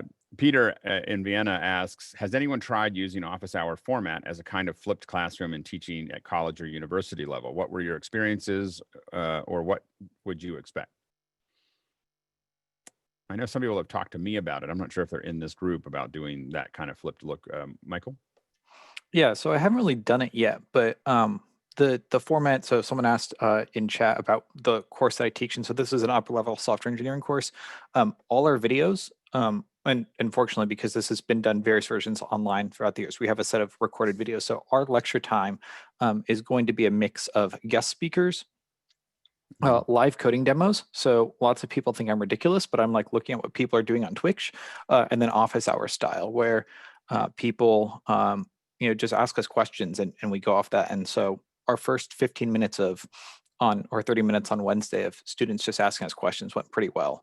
And for that, we were just using Zoom chat and hand raising. And so if someone raised their hand, we let them speak on audio, and students would also toggle their cameras on and off. So it wasn't quite the same panel setup that we have, but it worked pretty well. And maybe later in the semester, we'll add Mukana to that as a tool that we can use. Yeah, definitely. Tim McCain asks, how have instructors had a success using breakout? How have you used breakout rooms in the class meetings, and have they been successful? I kind of butchered that readout. Is anyone using breakouts? Oh, go ahead, Emily, and then Michael. Yeah, we use breakouts for small group work, and then we give the students a shared document so that the teacher can watch the shared documents and see the students in real time collaborating on the shared documents, but they're in a room by themselves working on things. And for K-12 anyway, I'm sure at the adult level too, but K-12 definitely give everybody a role before you put them in the breakout room. So that they know what they're supposed to do. Otherwise, they just get in there and they, chase squirrels or something. I'm really not sure what they're doing. And you're predefining the breakout rooms in that case? Yeah. Sometimes we do it randomly, especially at the beginning of the year, just to see if you don't know the kids and you want to see how they work together. I send out a form that has weird animals on it, and they pick a weird animal, and then based on what animal they pick, for some reason, it always comes out fairly even. And I just make those my breakout rooms. So there's like a liger and a unicorn and a whatever. And then the kids, get in that group, and they don't know why they're in a group together. But you either predefine them or randomly assign them and then put them on the same document. And on the document, I just have the directions and the roles and a timer, an embedded timer, so that they can keep track of the time. And then they come back and we share out. Michael? Yeah, most of my breakout room use has been in faculty workshops and meetings and things like that, where, to Emily's point, the adults all need their directions and telling people, what their role is. So never underestimate the power of giving a bunch of faculty, something like go by whoever's birthday is first or something like that. Right. It does work. But what I will say for students, most of our use in the higher ed has been TAs using breakout rooms for discussion or recitation sections each week. And there they have about 30, and then they go into groups of 3 to 6, depending on the class. And that's worked pretty well. And that's been a mix of random groups. And then for classes that do have group work, we're leaning into sort of the pre-assigning and uploading them. And the one thing that can work well too is you can occasionally upload those same groups to like your main lecture Zoom room and use that in the middle of a full lecture. But it's when you get to multiple hundreds of students, it just gets a little bit jarring to go back and forth. But if you plan for it, you can definitely make it work. Yeah, I wish there was kind of a mix. I don't think in Zoom there's a way to mix and match. Like, say these certain people are absolutely in the breakout. Like if I have 10 people that I identify as breakout room leads or whatever, that if I do a random, it makes sure that one of those goes into each one, which would be really nice, is to, because I have this idea of wanting to do events where everyone stays in a breakout, but they all have a unified video that they watch, so they're all watching. There 20 breakout rooms.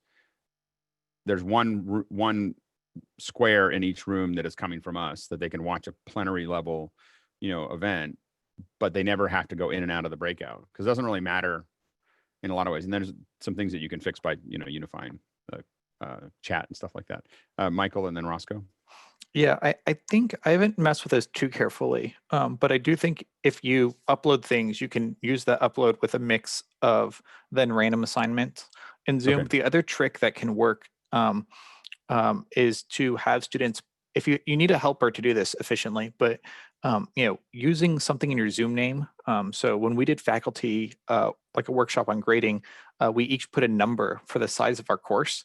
And so we're random, but when there was 50 of us, so this was like a manageable scale, but the host would group us based on the course number that we had in our name, so that we had, random within a group of saying, 100 plus students in our course or 200 plus students in our course, things like that. And that actually worked pretty well. Roscoe? Yeah, I just have a question, kind of a follow on. Using a breakout room to put everyone in class in that room and then have the guest speakers come in from the side. Is anyone doing that, or does that technique make sense, and should that work? So you put the whole class in a breakout room, and then that way you can bring in your guest speakers into the meeting and then add them to the breakout room after they've been qualified. Grant has talked about using it that way. So they've used it that way where they use the breakout room as the main room, and then they use the other one as a green room. Right. We haven't done it because we're always worried that we're always worried somehow that's going to get jacked up. so we always have the green rooms as separate rooms and then give them links and have them move over. But I think that's more paranoia than anything else. Go ahead, Michael. Yeah, I think it can work. You just have to pay attention to the size limitations of individual breakout rooms, and what that setup is as well. Because when you start having them, you drop the maximum of people in a breakout room drops. And there's a whole chart on the Zoom webpage about your meeting size and the number of maximum breakout rooms per meeting. And so you do run into some other limitations there. But yeah, I have 16. I'm good, but thank you for that. And we're a little heavy, so we're going to do these really fast. Next one is from Jesse. A simple way to program a hotkey macro Stream Deck for teachers to create an audio recording on either PC or Mac and upload it to the file or server. Experimenting with Audacity macro Stream Deck. So they want to be able to, or Jesse, are you still here? Yeah, go ahead. Yeah. I want to be able to kind of record locally and then automatically upload that to a server. And just thinking about basically ways to split my challenge right now is something that works for PC and Mac. Well, there's some web tools that do that. Really? Yeah, there's. Ask that again tomorrow, and I'll see if I can find it if you're here tomorrow. But I think that there are some web tools that let you just record into it, and then they'll pass it on. You can send it out to it, and I think that there's a bunch of different ways to do that. I don't think it's going to be an app. I think that the web tools will be easier, given that they don't have a bunch of equipment, they don't have a bunch of other things that they're already doing.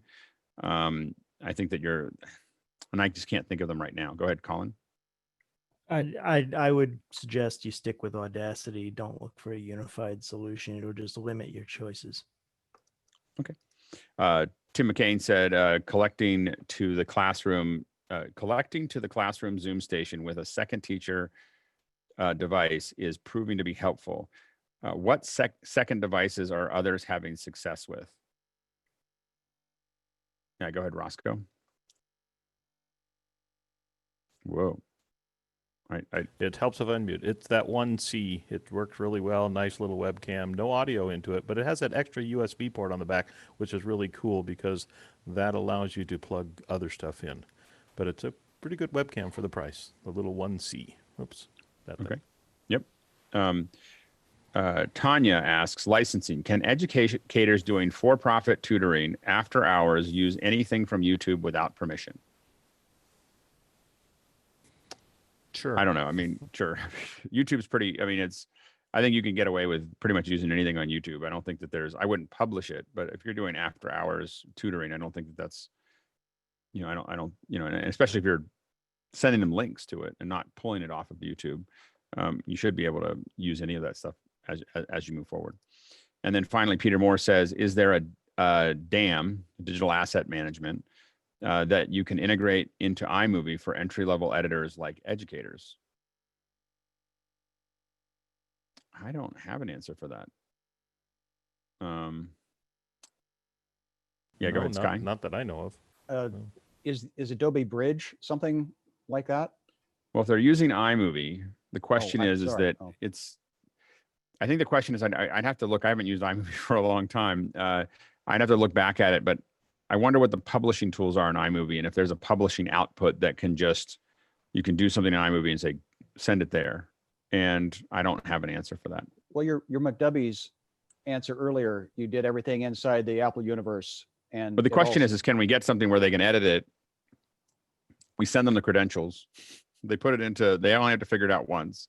You edit it all and say, okay, send it. And I think you can do that in Final Cut, but I don't know if you can do it in curious if iMovie. iFrame is trying to do something like that, some cloud Yeah. service. Yeah, it'd be interesting. All right. All right. We are 5 minutes heavy, but otherwise unscathed. And yet another great conversation about education. So I want to thank all the educators who have come and asked questions and contributed answers and been part of the panel. It's really fun. And so please come again, tell your friends. We love having these conversations. Remember that we're doing education tomorrow from 9 to 11. So we'll have our 2 hours of Q&A, and then we'll have 2 hours or some of talking about education. It'll either be shorter or longer, depending on how many questions we have, but that's where we're going to kind of dig in. So if you have other educators or folks that are interested in education that are interested in being part of it, definitely invite them. And I'll let you know, this is, don't send your own link. If you're going to invite other people, I'll put it in the link here. There's in the chat, I'll put it in both chats.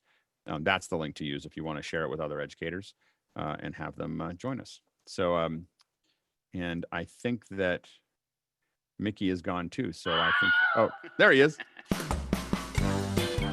All right. So tomorrow is education. Sunday, of course, is just general discussion. And then next week, we've got a lot of stuff stacking up. So it should be a good week. So have a good day, and we'll see most of you tomorrow. Thanks, guys.